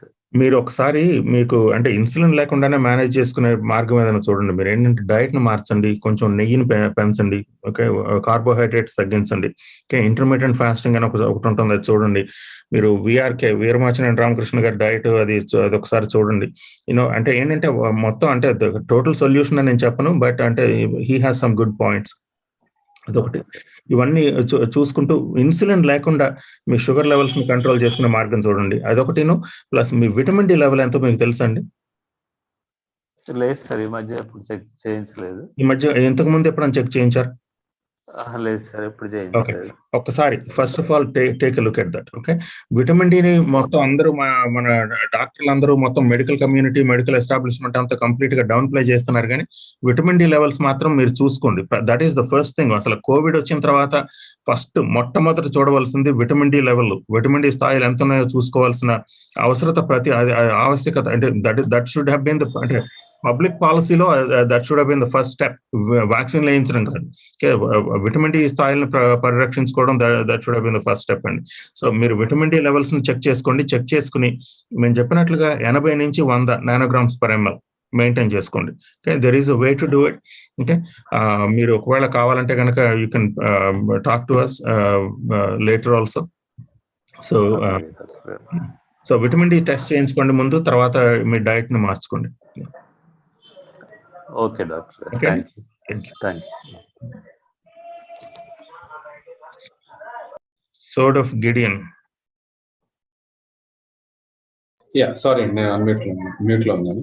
సో ఇక్కడ నేను హెల్ప్ లైన్ నెంబర్స్ కూడా డిస్ప్లే చేస్తున్నాను. సో ఎవరికన్నా మీకు విటమిన్ డి గురించిన క్వశ్చన్స్ కానీ ఏమన్నా కొంత గైడెన్స్ కావాలంటే ఖచ్చితంగా మీరు ఈ నెంబర్స్ కి కాల్ చేసి మీరు గైడెన్స్ తీసుకోవచ్చు. సో ఈ నెంబర్ నోట్ చేసుకోండి, నేను చాట్లో కూడా పెడతాను. So Gideon garu, word of Gideon. Right sir, good evening sir. చెప్పండి. First of all very thankful to I don't know miss or mrs Sunitha garu, Nagarjuna HOD, తర్వాత ఉమా గారు అండ్ నాగార్జున గారు కొన్ని vitamin D clarifications, doubts clear చేశారు. ఇమీడియట్ రెస్పాండ్ అయ్యారు సార్. సార్ తర్వాత ఒక చిన్న మాట సార్, ఇది అప్రిషియేషన్ కానీ ఇంకొకటి కానీ ఇంకోటి ముఖస్థుతి కాదు. సెయింట్ లూక్ అని నేను అనుకుంటున్నాను సార్. You are like nowadays clinical Saint Luke. ఎందుకంటే మీరు చేసినటువంటి ఈ పరిశోధన చిన్న విషయం కాదు సార్. ఎందుకంటే మొన్న ఫిబ్రవరిలో మా ఫాదర్కి, మాకు అందరికి ఆల్మోస్ట్ 4 మెంబర్స్కి కరోనా అటాక్ అయినప్పుడు సునీత గారి యొక్క హెల్ప్ వల్ల మా డాడీకి ఆల్మోస్ట్ 14 టాబ్లెట్స్ వేస్తానండి 12 అవర్స్లో, మేబీ ప్లస్ ఆర్ మైనస్ అనుకుంటా. ఇప్పుడు ఆయన బాగున్నారు హెల్త్గా. అయితే నా క్వశ్చన్ ఏంటంటే సార్, మీరు ఇందాక అన్నారు చూడండి, ఏదో ఏదో సప్లిమెంట్స్ CO2 ఏదో అన్నారు. అవి ఆయనకి ఆల్రెడీ CABG అయ్యి 12 ఇయర్స్ అయింది, స్టెంట్ వేసి 4 ఇయర్స్ అయింది. ఇప్పుడు ఆయన అది వాడచ్చా? అట్లాంటివి ఏమైనా ఇవ్వచ్చా? తప్పకుండా వాడచ్చు. ఆయన యూరిన్ సార్, చిన్న పాయింట్ సార్, ఆయన యూరిన్ కి సంబంధించి యూరినేషన్ కొరకు ఫ్రూసిమైడ్ వాడతారు. సో ఇలాంటి ఏమైనా ఆయనకి వాడచ్చు అనేది నా క్వశ్చన్ సార్. ఓకే. ఇప్పుడు అంటే బైపాస్ జరిగిన తర్వాత ఆయన హార్ట్ ఫంక్షన్ ఎలా ఉందండి? ఎజెక్షన్ ఫ్రాక్షన్ ఎలా ఉంది? పర్లేదు సార్. అంటే నాకు పెద్ద అబ్జర్వేషన్స్ తెలియదు కానీ డాక్టర్ చెప్పిన దాని మీద పర్వాలేదు, నార్మల్, ఇబ్బంది ఏం లేదు అని అంటున్నారు. అంతవరకే సార్. ఓకే. ఇప్పుడు ఫ్యూరోసిమైడ్ ఎన్ని రోజుల నుంచి వాడుతున్నారండి? ఆల్మోస్ట్ CABG అయిన దగ్గర నుంచే వాడుతున్నారు సార్, 2010 నుంచే. ఓకే. ఇప్పుడు టాబ్లెట్ రోజుకి ఎంత నీళ్ళ ఆయన వాటర్ కన్సంప్షన్ ఎంత ఉంటుందండి? వాటర్ కన్జంప్షన్ చాలా తక్కువే ఉంటుంది సార్. మేబీ 2 to 3 లీటర్స్ లోపే ఉంటుంది. ఈవెన్ 2 to 3 లీటర్స్ కూడా ఉండకపోవచ్చు. ఒకసారి మీరు చూసుకోండి, మీరు జాగ్రత్త. అంటే వాటర్ ఆయన డీహైడ్రేట్ అయితే కనుక that can be a problem. ఇప్పుడు ఈ ఫ్యూరోసిమైడ్ అంటే ఆయన బ్లడ్ ప్రెషర్ కోసం వాడుతున్నారా, లేకపోతే ఏమన్నా అంటే ఫ్లూయిడ్ అక్యుములేషన్ అంటే ఎడిమా ఏమైనా ఉందా? కాళ్ళలో వాపులు కానీ ఏమైనా వస్తున్నాయా? అంటే ప్రాస్టేట్ గ్లాండ్ కొంచెం ఇన్ఫెక్షన్ వల్ల దీన్ని యాడ్ చేస్తున్నాము, యూరినేషన్ ఫ్రీగా అవుతుందని చెప్పి 20 mgలో ఒక హాఫ్ వేసుకోమన్నారు సార్, 1 time డే. ఓకే. అప్పటి నుంచి కంటిన్యూ చేస్తున్నారు. ఆ ఫ్రూస్మేడ్ వాడినప్పుడే యూరినేషన్ ఫ్రీగా ఉంటుంది ఆయనకి, లేదంటే డ్రాప్స్ గా ఉంటుంది సార్. ఓకే. చూడండి అయితే, అంటే అది అంత ఈజీ ఇది కాదు అంటే అంత ఆ కేసు గురించి పూర్తిగా ఇంకా అంటే తెలియకుండా దాని గురించి అయితే అలా ఫ్యూరోసిమైడ్ డాక్టర్ గారు వాడమంటే వాడండి. కానీ వాటర్ ఇంటేక్ ఎంత ఉందో చూడండి, డిహైడ్రేట్ అవ్వకుండా చూసుకోండి. దేర్ ఆర్ అంటే ఇటువంటి సిఓక్యూట్ అని ఉంది, అది వాడచ్చు, అది తప్పకుండా వాడాలి. ఎందుకంటే ఇప్పుడు సిఏబిజీ అయిన తర్వాత కూడా ఇప్పుడు హార్ట్ లో మిగిలిన సెల్స్ అన్ని కూడా ఫంక్షన్ సరిగ్గా అవ్వాలి అంటే సిఓక్యూట్ అని ఈజ్ ఇంపార్టెంట్. అది హార్ట్ కి లేకపోతే మిగిలిన మజిల్స్ కానీ లేకపోతే వీటికి ఎనర్జీ ప్రొడక్షన్ మెకానిజం లో సిఓక్యూటన్ బాగా పనికొస్తుంది. సో సిఓక్యూటన్ తప్పకుండా వాడచ్చు.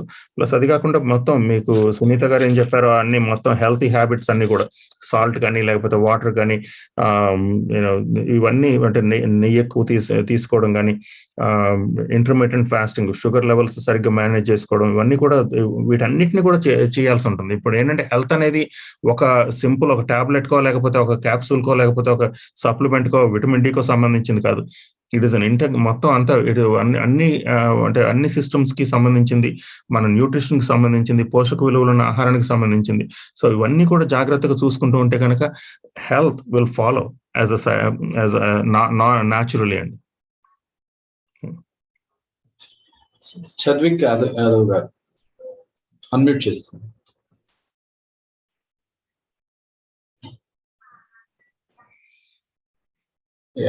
సో హలో, ఏమండి అడగండి మీ క్వశ్చన్. Sir good evening sir. చెప్పండి. Good evening sir. చెప్పండి. రాంబాబు అండి నేను. సార్ నాకు ఆల్రెడీ సెకండ్ వేవ్ లో కోవిడ్ వచ్చింది సార్. తర్వాత 2 times మళ్ళీ నేను ఇది వ్యాక్సిన్ కూడా తీసుకున్నా. లాస్ట్ ఒక 1.5 month నుంచి కొంచెం నైట్ టైంలో లేట్ నైట్ లో కొంచెం హార్ట్ బీట్ అట్లా కొంచెం అవడం అది అవుతుంది సార్. బాగా డిస్టర్బ్ అయిపోతున్నాను. మీ దగ్గర పల్స్ ఆక్సిమీటర్ ఉందా? ప్లస్ ఈ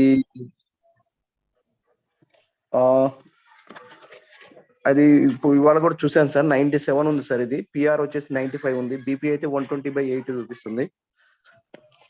ఓకే, అంటే పల్స్ రేట్ ఎంత ఉంది? 97 ఉందా? పల్స్ రేట్ 97 ఉందా? 97 ఉంది సార్.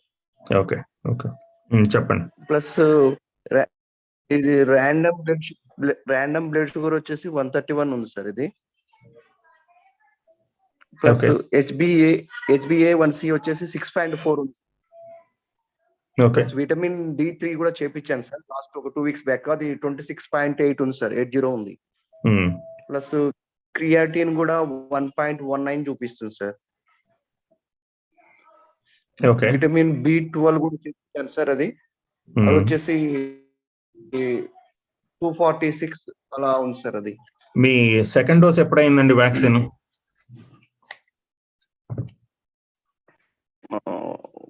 అక్టోబర్ నవంబర్ ఆ టైంలో అయింది సార్ నాది. ఓకే, సో దాని తర్వాత యు స్టార్టెడ్ ఫీలింగ్ కోవాక్సిన్ తీసుకున్నాను sir. Okay okay okay, so 2 times కూడా కోవాక్సిన్ తీసుకున్నాను. రైట్. దాని తర్వాతే కొంచెం అంటే ఇటువంటి ఇప్పుడు డిస్టర్బెన్స్లు, హార్ట్ రేట్ లో డిస్టర్బెన్స్లు ఇవి చూడడం మొదలెట్టారా? అవును సార్.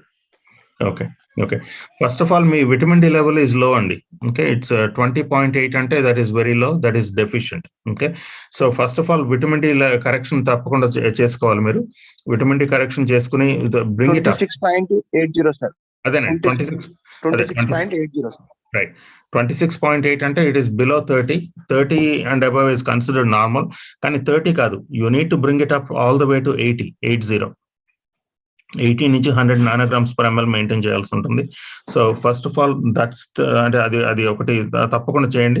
మీరు మానిటర్ చేసుకోండి. మీరు ఒకవేళ హార్ట్ రేట్ పెరిగిపోవడం కానీ లేకపోతే ఇవన్నీ అంటే పల్స్ ఎక్కువైపోవడం ఇవన్నీ కూడా చాలా జాగ్రత్తగా మానిటర్ చేసుకుంటూ ఉండాలి. మీరు పల్స్ ఆక్సిమీటర్తో చూడండి. 97 is still high. Okay, 97 pulse rate, resting pulse rate is still high. Okay, so that should be around in 70s. Okay, 70s లో ఉండాలి. సో ఫస్ట్ ఆఫ్ ఆల్ అది మీరు వైటమిన్ డి కరెక్షన్ అయితే ముందు మొదలెట్టండి. వాటర్ ఎక్కువ తీసుకోండి. Okay, dehydrate అవ్వకుండా చూసుకోండి. So these are the things that I would do right away. తర్వాత ఇంకేమైనా కావాలంటే కనుక హిమోగ్లోబిన్ ఒకటి 14.6 రూపీస్ ఉంది సార్. ఏదండి? హిమోగ్లోబిన్ కూడా 14.6 ఉంది సార్. అవన్నీ నార్మల్ గానే ఉన్నాయండి. అవన్నీ దోస్ ఆర్ ఆల్ ఫైన్. అవన్నీ పర్వాలేదు. That's okay, that's not a problem. So మీ చూద్దాం, ఒకవేళ మీకు ఇంకేమైనా స్పెసిఫిక్ క్వశ్చన్స్ ఉంటే కనుక ఒకవేళ హెల్ప్ లైన్ నెంబర్స్ కాల్ చేస్తే we will be able to help you. Bhanu garu, ఒక ప్రశ్న చాట్ లో ఉందండి. చెప్పండి. Sir, I have taken vaccine 1 dose a few months back. How long will the spike protein affect others who have not taken vaccine in my family? So is the virus still in me? Will my family members get the virus because I have taken vaccine? That is an excellent question. Kani, there is no straightforward answer to that.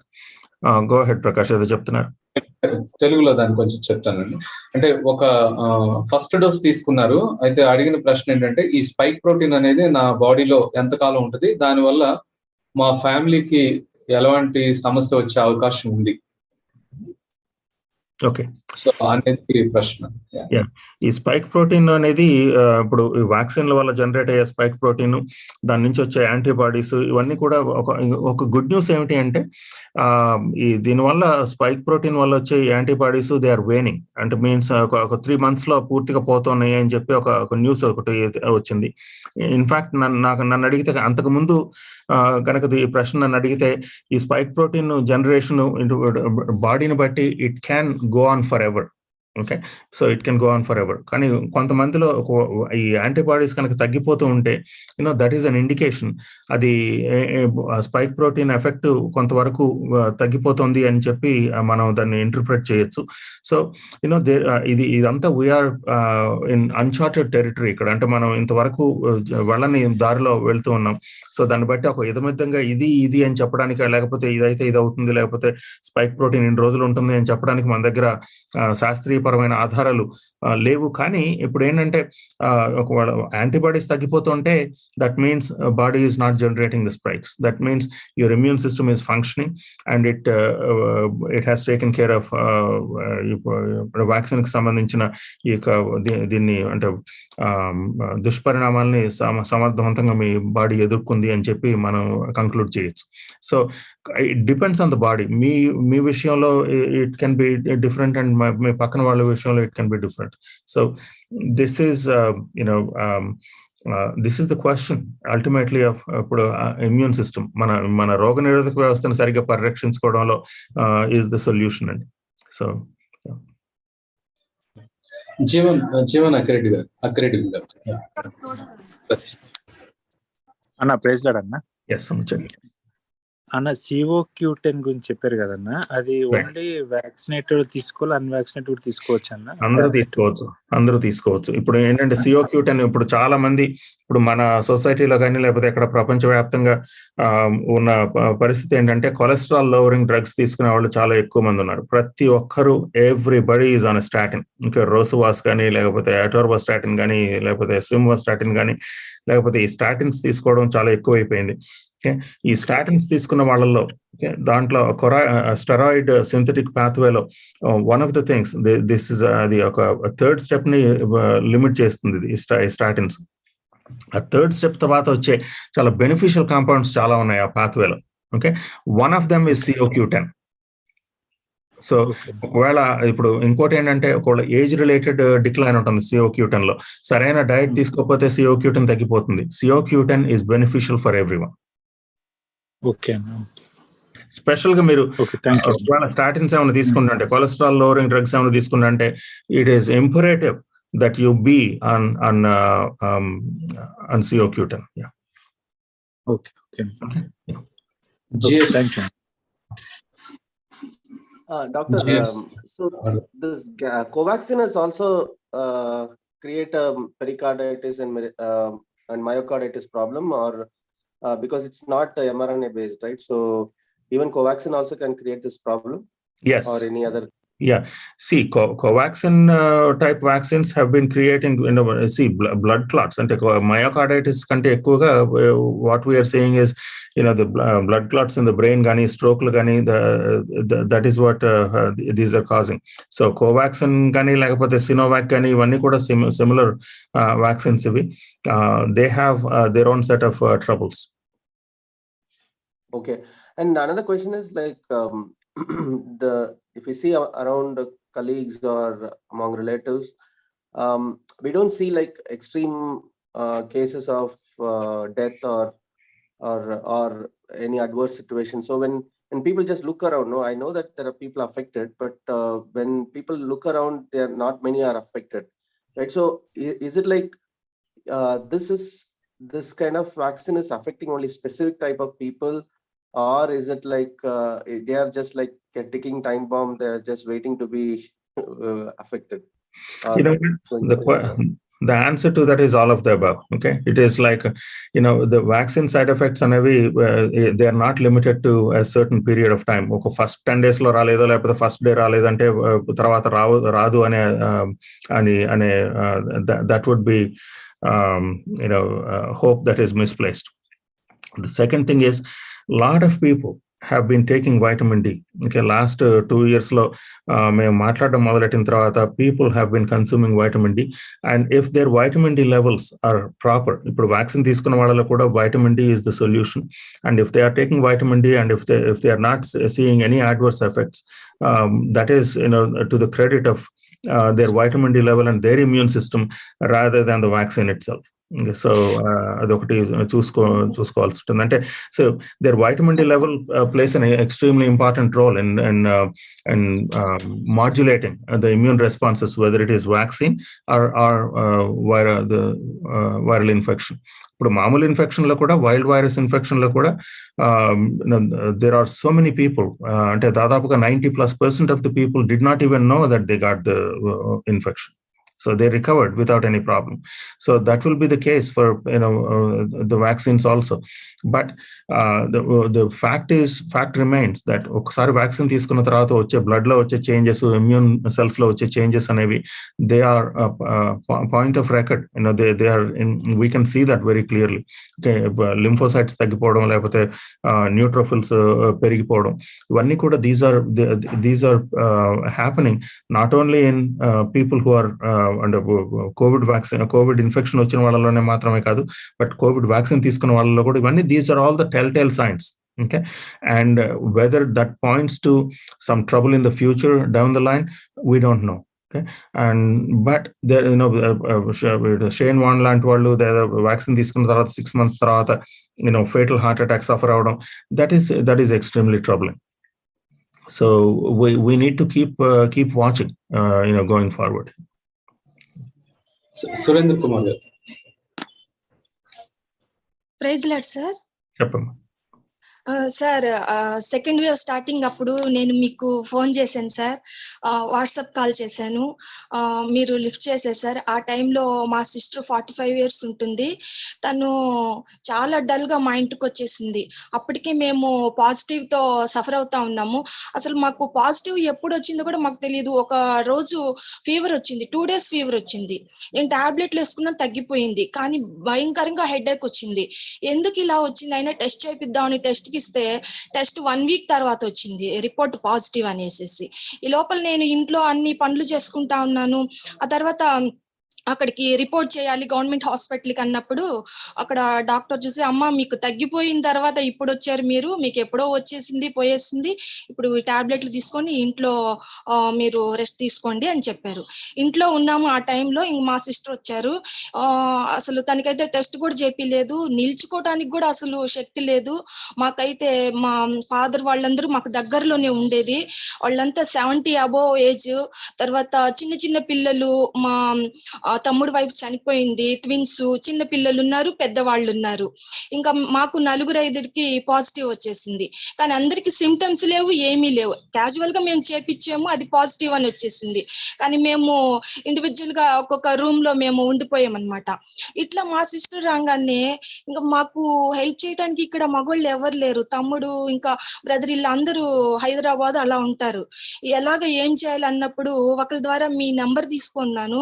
అయినా చూద్దాం దేవుడు ఒక అవకాశం ఇస్తారని చెప్పేసి మేము call చేసినప్పుడు మీరు లిఫ్ట్ చేశారు. సార్ మాకు ఎటువంటి అవకాశం లేదు, మేము హాస్పిటల్ కూడా వెళ్ళలేము అని. ఒకవేళ చనిపోతే గనుక ఇట్లనే ఇంట్లోనే ఉండి చనిపోదాం అంటే భయము, ఇక్కడ మమ్మల్ని తీసుకెళ్లి ఎక్కడేసేస్తారో ఏంటో అని చెప్పేసి. సరే రాత్రికి చనిపోతే మనం ఎట్లా ఒకలాగా 4-5 కలిసి బరియలు చేసేసుకుందాం ఆ సిచ్యువేషన్ లో ఉన్నాం మేము. అటువంటి టైంలో మీకు కాల్ చేసినప్పుడు అమ్మ మీ దగ్గర D3 ఉందా అని అడిగారు సార్. మీరు 60,000 అయ్యూ ఉందా అన్నారు. ఉంది సార్ అని చెప్పాను.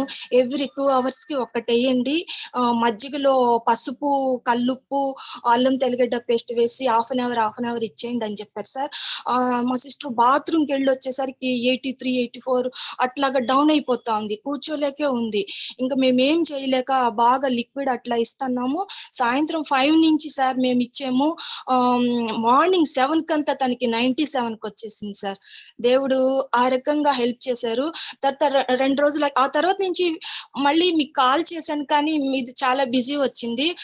D3 ఎలాగా మనం తగ్గించాలి అర్థం కాలేదు. సరే అక్క మనం ఏం చేద్దాం, వెంటనే దాన్ని తగ్గించేయకుండా ఒక రోజు 5 తీసుకుందాం, తర్వాత రోజు 4 తీసుకుందాం, అలా మెల్లిమెల్లిగా తగ్గించి తర్వాత హాస్పిటల్కి వెళ్ళి అక్కడ చూసినప్పుడు తనకి బాగా సిటీ స్కాన్ తీశారు సార్. సిటీ స్కాన్ లో చాలా ఏమో ఎక్కువగా వచ్చేసింది అని చెప్పారు. తర్వాత మామూలు మెడిసిన్ వాడాము. దేవుడి సారీ ఒక్క నిమిషం, చిన్న అంటే సమయాన్ని బట్టి మీరు క్లుప్తంగా మీ ప్రశ్న ఏదైనా ఉంటే అడగండి, ఎందుకంటే టైం సార్. చాలా థ్యాంక్స్ సార్, మీకు ఆ రోజు నుంచి మీకు చాలా థ్యాంక్స్ చెప్పుకోవాలనుకుంటున్నాను. తర్వాత నాకు కోవిడ్ పోయిన తర్వాత సార్ అక్కడ నేను కోవాక్సిన్ వేయించుకున్నాను. తర్వాత అక్కడక్కడ కొంచెం బ్లడ్ క్లాట్స్ లాగా వస్తా ఉంది సార్. అది ఏంటో చూద్దాంలే అనుకుంటుండేసరికి ఇక్కడ మెడ దగ్గర కొంచెం గడ్డల్లాగా వచ్చినాయి. ఈ రోజు వెళ్ళి చూపించుకున్నప్పుడు అప్పటి నుంచి నాకు ఒక సైనస్ లాగా స్టార్ట్ అయింది సార్. అప్పుడు అది వస్తూనే ఉంది, రోజు మార్చి రోజు అలాగ తుమ్ములు రావటం, నేను స్ప్రే చేసుకోవటం, అది పోవటం. ఇలాగ గడ్డలు వచ్చినప్పుడు చూపిస్తే ఈ రోజే చూపించాను. వాళ్ళు ఏం చెప్పారంటే చూద్దామమ్మా 5 days మెడిసిన్ వాడతాము, ఆ తర్వాత కావాలంటే వేరే టెస్ట్లు చేపిద్దామని స్కానింగ్ తీసి కొంచెం అదేది మ్యాలిగ్నెంట్ అయి ఉండొచ్చు, కాకపోయి ఉండొచ్చు, చూద్దామని చెప్పారు సార్. అది వరకు దాకా నాకు థైరాయిడ్ 8 years బ్యాక్ ప్రెగ్నెన్సీలో వచ్చింది. ఆ తర్వాత నుంచి థైరాయిడ్ ఎంత టెస్ట్ చేయించినా కానీ ఒక మాట మనం విల్ టేక్ దిస్ ఆఫ్లైన్ అమ్మా. నాకు నా నెంబర్ ఉంది కదా మీ దగ్గర, మెసేజ్ పెట్టండి, I will respond and I will talk to you. Okay, ఇదేంటంటే ఈ గడ్డలు ఇవన్నీ కూడా they are very specific information, దాన్ని మళ్ళీ మనం మాట్లాడదాం. Okay okay sir. ఇంకో చిన్న విషయం సార్, బాబుకి ఐ క్యాన్సర్ ఉంది సార్, బై బర్త్ వచ్చింది సార్. మీరు ఇప్పుడు చెప్పారు కదా ప్రోటీన్ స్పైక్స్ అని చెప్పి, అది మనం వ్యాక్సిన్ వేయించుకుంటే వాళ్ళకి ఎలా రియాక్ట్ అవుతుంది సార్? అది కూడా నేను మీతో మాట్లాడతాను. అది there is a specific mechanism by which it happens. అది నేను మళ్ళీ మాట్లాడదాం, దాన్ని ఇండివిజువల్ గా మాట్లాడదాం. ఓకే, చాలా చాలా థ్యాంక్స్ సార్. Thank you. ఒక ప్రమీల పీటర్ గారు ఒక ప్రశ్న అడిగారు. From your talk, we see that taking vaccine is so scary, but still many doctors and the government is going ahead and encouraging. Why so? Prakash, then translate చేస్తావా? Yeah, so అంటే ఇప్పుడు జరుగుతున్న ఇప్పుడు session అన్నిటిలో నుంచి vaccines అనేవి కొంత భయాన్ని కలిగించేట్లుగా ఉన్నాయి. బట్ డాక్టర్స్ కానీ గవర్నమెంట్ కానీ మరి వ్యాక్సిన్స్ తీసుకోమని ఎంకరేజ్ చేస్తున్నారు. సో ఎందుకని?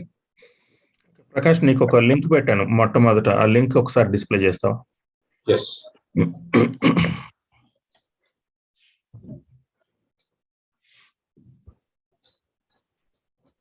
ఓకే, చాట్ లో పెట్టారు కదా మీరు? యా, చాట్ లో పెట్టాను.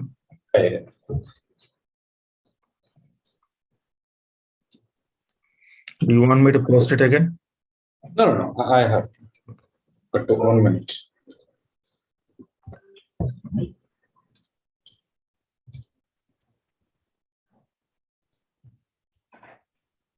Right.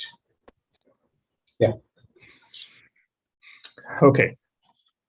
This is this article. Okay, it says public health erred on the side of catastrophe.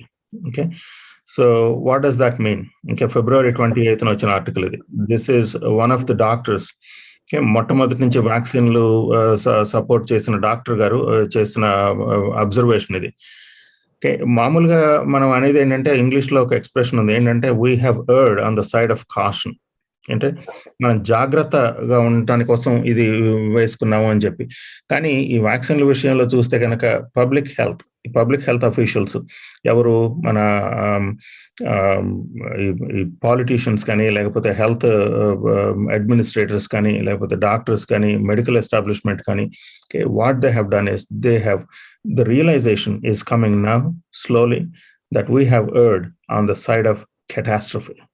We have erred on the side of being a disastrous. Okay, so this is what the realization that everybody has to come to. Any sane person lekapothe evaraina koncham jagrataga aalochinche prati clinician will come to this conclusion, if not now 10 days later, if not 10 days later 10 months later. Okay, that's all we've been saying. Okay, for the past 2 years we've been saying this. RNA vaccines, RNA virus, they mutate much faster.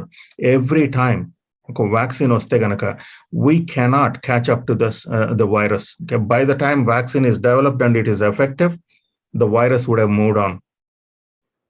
Okay, వేరే variant వచ్చి తీరుతుంది. ఆ variant కి ఇంతకు ముందు develop చేసిన vaccine పనిచేయదు. So we will always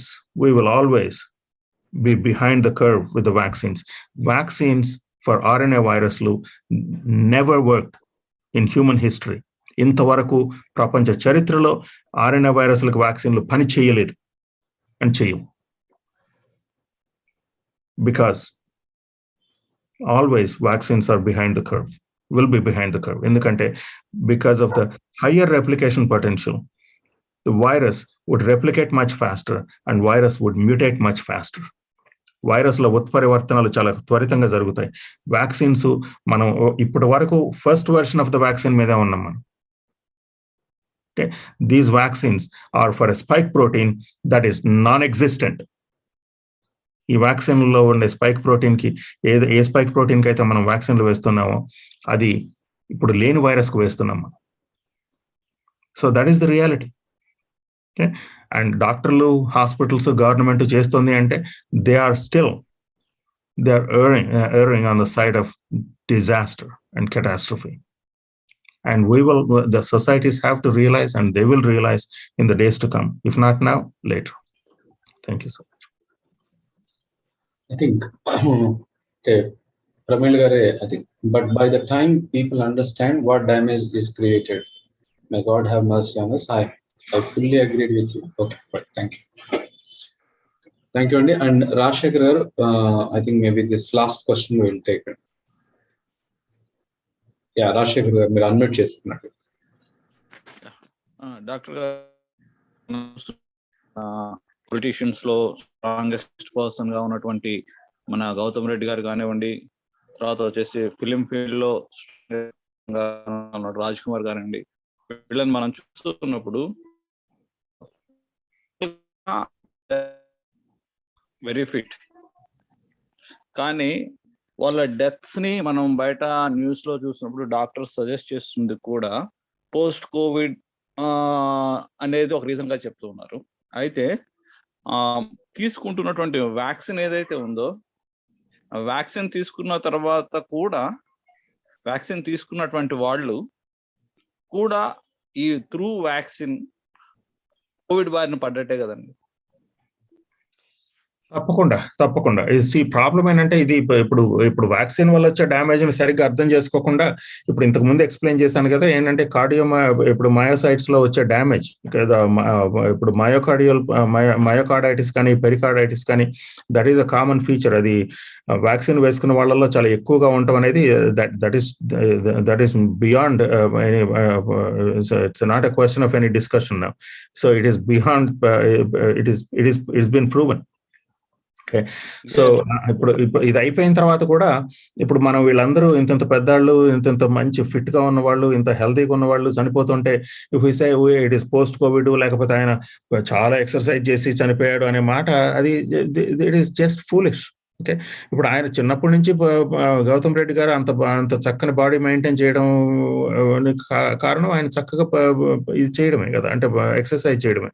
మొదటి నుంచి ఈ అథ్లీట్స్ అందరూ they do intense exercises.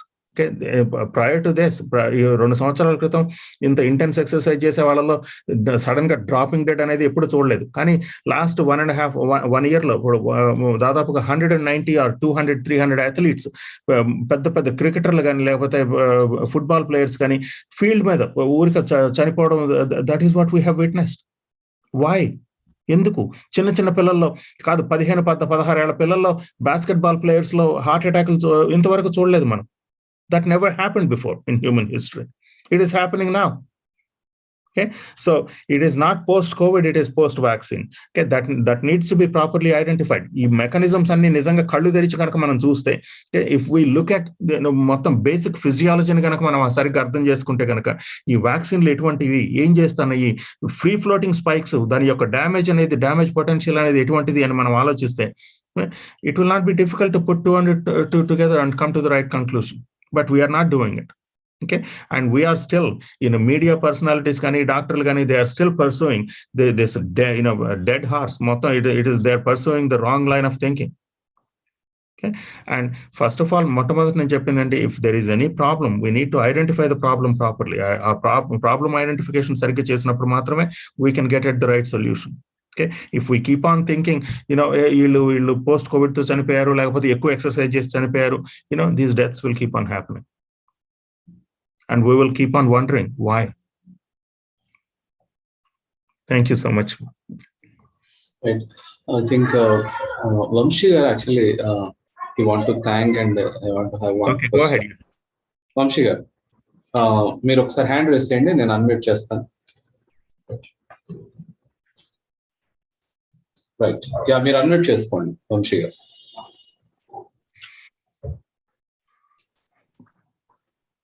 Hi అన్న, I'm from Bengaluru. Last week మిమ్మల్ని చాలా ఇసుకిచ్చాం మేము కాల్స్ చేసి, మెసేజ్లు పెట్టి.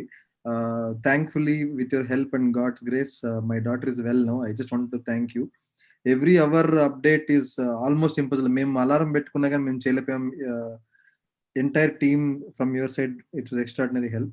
I have only one question, Anna. Though her pulse rate and everything is normal, she's fine now. She's still not eating. Her appetite has not come back. I wanted to ask you individually about this. Yeah. Anything you can do? So చూద్దాం, అంటే appetite ఇప్పుడు disturbance లు ఇంత she went through lot of crisis. ఈ crisis నుంచి బయటకు వచ్చిన తర్వాత ఉండే ప్రాబ్లమ్స్ ఏవి, నెమ్మదిగా తను తినవలసిన సరిగ్గా first of all fix her hydration. తను డిహైడ్రేట్ అవ్వకుండా చూసుకోండి. నెమ్మదిగా తనకి ఇష్టమైనవే పెడుతూ స్లోగా తను రికవర్ అయ్యేటట్టు చేయండి. సో యా, అంటే ఇప్పుడు వెంటనే she is emerging from this extreme illness. So 1-2 వారాలు కొంచెం ఇలాగే ఉండే అవకాశం ఉంది. So give her plenty of fluids and yeah. Okay thanks అండి. ఓకే, అండ్ రత్న భాస్కర్ ఒక లాస్ట్ క్వశ్చన్ తీసుకుందాం. ప్రకాష్. ఎస్ భాస్కర్ గారు అన్మ్యూట్ చేసుకోండి. హలో అన్న, గుడ్ ఈవినింగ్ అన్న. ఎస్, చెప్పండి అన్న. మీరు మీ కౌన్సిలింగ్ ద్వారా డాడీకి సిఆర్టీ లెవెల్స్, కిడ్నీ ఇన్ఫెక్షన్స్ అన్ని నార్మల్ గా వచ్చినాయి అన్న. థ్యాంక్స్ అన్న ఫర్ ఎవ్రీథింగ్ అన్న. షుగర్ లెవెల్స్ మీతో మాట్లాడినప్పుడు కంట్రోల్లోకి వచ్చిందన్న. తర్వాత 1 week తర్వాత నుంచి కిడ్నీ టాబ్లెట్స్ అవి కంటిన్యూ చేస్తున్నప్పటి నుంచి ఇంకా షుగర్ లెవెల్స్ ఫాస్ట్. నైట్ అసలు డాడీ భోజనం చేయట్లేదు, ఒక పూట మీల్స్ మానేయమన్నారు, అలాగే కంటిన్యూ చేస్తున్నారు అప్పటి నుంచి ఇప్పటి వరకు. బట్ ఫాస్టింగ్ చూస్తే పాటికి 150 అలా ఉంటుంది. ఇన్సులిన్ లెవెల్స్ కూడా 15, 10, 2 ఇన్సులిన్స్ వేస్తారన్న. అలా వేస్తూ ఉన్నారు. అంటే all through the day 25-30 units నుంచి వెళ్ళట్లేదు insulin levels. But sugar levels 300 above ఉంటున్నాయన్న. మీల్స్ కూడా ఎక్కువ తినట్లేదు. చూద్దాం దీని గురించి మళ్ళీ మాట్లాడదాం భాస్కర్. ఒక మాట, ఇప్పుడు ఏంటంటే దాదాపుగా 80 యూనిట్లు తీసుకునే ఇన్సులిన్ నుంచి 20 యూనిట్స్ 25 యూనిట్స్ కి తగ్గించారు. ప్లస్ అది కాకుండా మీరు ఎక్కడికి ఏ కిడ్నీ స్పెషలిస్ట్ దగ్గరికి, ఎక్కడ ఏ నెఫ్రాలజిస్ట్ దగ్గరికి వెళ్లకుండానే మీ క్రియాటినిన్ లెవెల్స్ నార్మల్ అయిపోయినాయి కదా. అండ్ సో ఇదంతా కూడా దిస్ ఈస్ అ ప్రాసెస్. ఇప్పుడు హెల్త్ అనేది ఒక జస్ట్ ఒక పాయింట్ సొల్యూషన్ కాదు, లేకపోతే ఒక పాయింట్ లో జస్ట్ క్విక్ గా ఒక టాబ్లెట్ ఇచ్చేసి ఫుల్ హెల్త్ కి తీసుకురాగలిగిన పరిస్థితి కాదు. సో ఇట్స్ అ ప్రాసెస్ అమ్మా. So we need to go through this and మాట్లాడదాం. ఇప్పుడు అప్పటి నుంచి అసలు ఇంతవరకు మరి ఫీడ్బ్యాక్ ఇవ్వలేదు ఎందుకు మరి? You needed to stay in contact. So ఇప్పుడు అంటే తన షుగర్ లెవెల్స్ పెరుగుతున్నాయి అంటే there is something going on that is not suppose to. So చూద్దాం దాన్ని. అంటే ఒకసారి ప్రకాష్తోనూ నాతోనూ టచ్ లో ఉంటే will monitor your dad. So I think ఒక లాస్ట్ పాయింట్, ప్రవీణ్ గారు మీరు ఒకసారి అన్మ్యూట్ చేసుకోండి. ఒక్క నిమిషం, నేను మీకు ఆప్షన్ ఇస్తాను.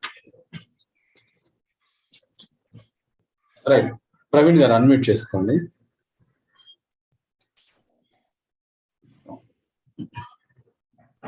ప్రవీణ్ టీ. సో అంటే ఆయన చెప్పాడు, me and my family maintaining above 250 nanomole per litre last 6 months. So 250 nanomole అంటే మీకు around that is 100 Prakash, 100 nanograms per ml. 100 nanograms per ml. Okay. So now recently I got omicron వచ్చింది. I take more D3. Recently I tested the level of actual value 1360. So no side effects, no toxic. So please maintain vitamin D for upcoming waves. Okay. ఒకసారి ప్రవీణ్ గారు ఒకసారి just unmute your self and say this in your own words. Drop అయింది. Okay that's okay then. That's okay. Okay. So thank you so much అండి. చాలా important information ఈరోజు మరి discuss చేయడం జరిగింది. సో ఈ విషయాలన్నీ ఈవెన్ స్పెసిఫిక్ గా వెంకట్ తన యొక్క టెస్ట్ మనీ షేర్ చేసుకుని, వెంకట్ గారు, సో అవి చాలా మరి హెల్ప్ఫుల్ గా చాలా మందికి హెల్ప్ అయ్యే విధంగా ఉంది. అండ్ రచన గారు, నిజంగా it was big loss, but yet మరి చాలా మరి హృదయ వేదంతో మరి చాలా విషయాలు చెప్పారు అండ్ చాలా ఎఫర్ట్ పెడుతున్నారు. నాలాంటి పరిస్థితి మరొకరు రాకూడదు అన్న ఒక ఉద్దేశంతో తను చేస్తున్న ప్రయత్నం. సో డెఫినెట్లీ ఈ రోజు ఇవన్నీ కూడా మరి విన్న వాళ్ళందరికీ కూడా హెల్ప్ అయినాయని మేము అనుకుంటా ఉన్నాం. So especially special thank to Bhanu గారు. అండ్ దాదాపు ఈ 1.5 year నుంచి ఎంతో మందికి గైడ్ చేస్తా ఉన్నారు. మాకు కూడా చాలా విషయాల్లో మరి ఈ యొక్క అవగాహన ఇస్తూ ఎంతో హెల్ప్ చేస్తా ఉన్నారు. థ్యాంక్ యూ సో మచ్ అండి for your valuable time. And thank you so much everyone for joining. And మనం ఇంతటితో ఈ సెషన్ మనం ముగించుకున్నాం. Thank you.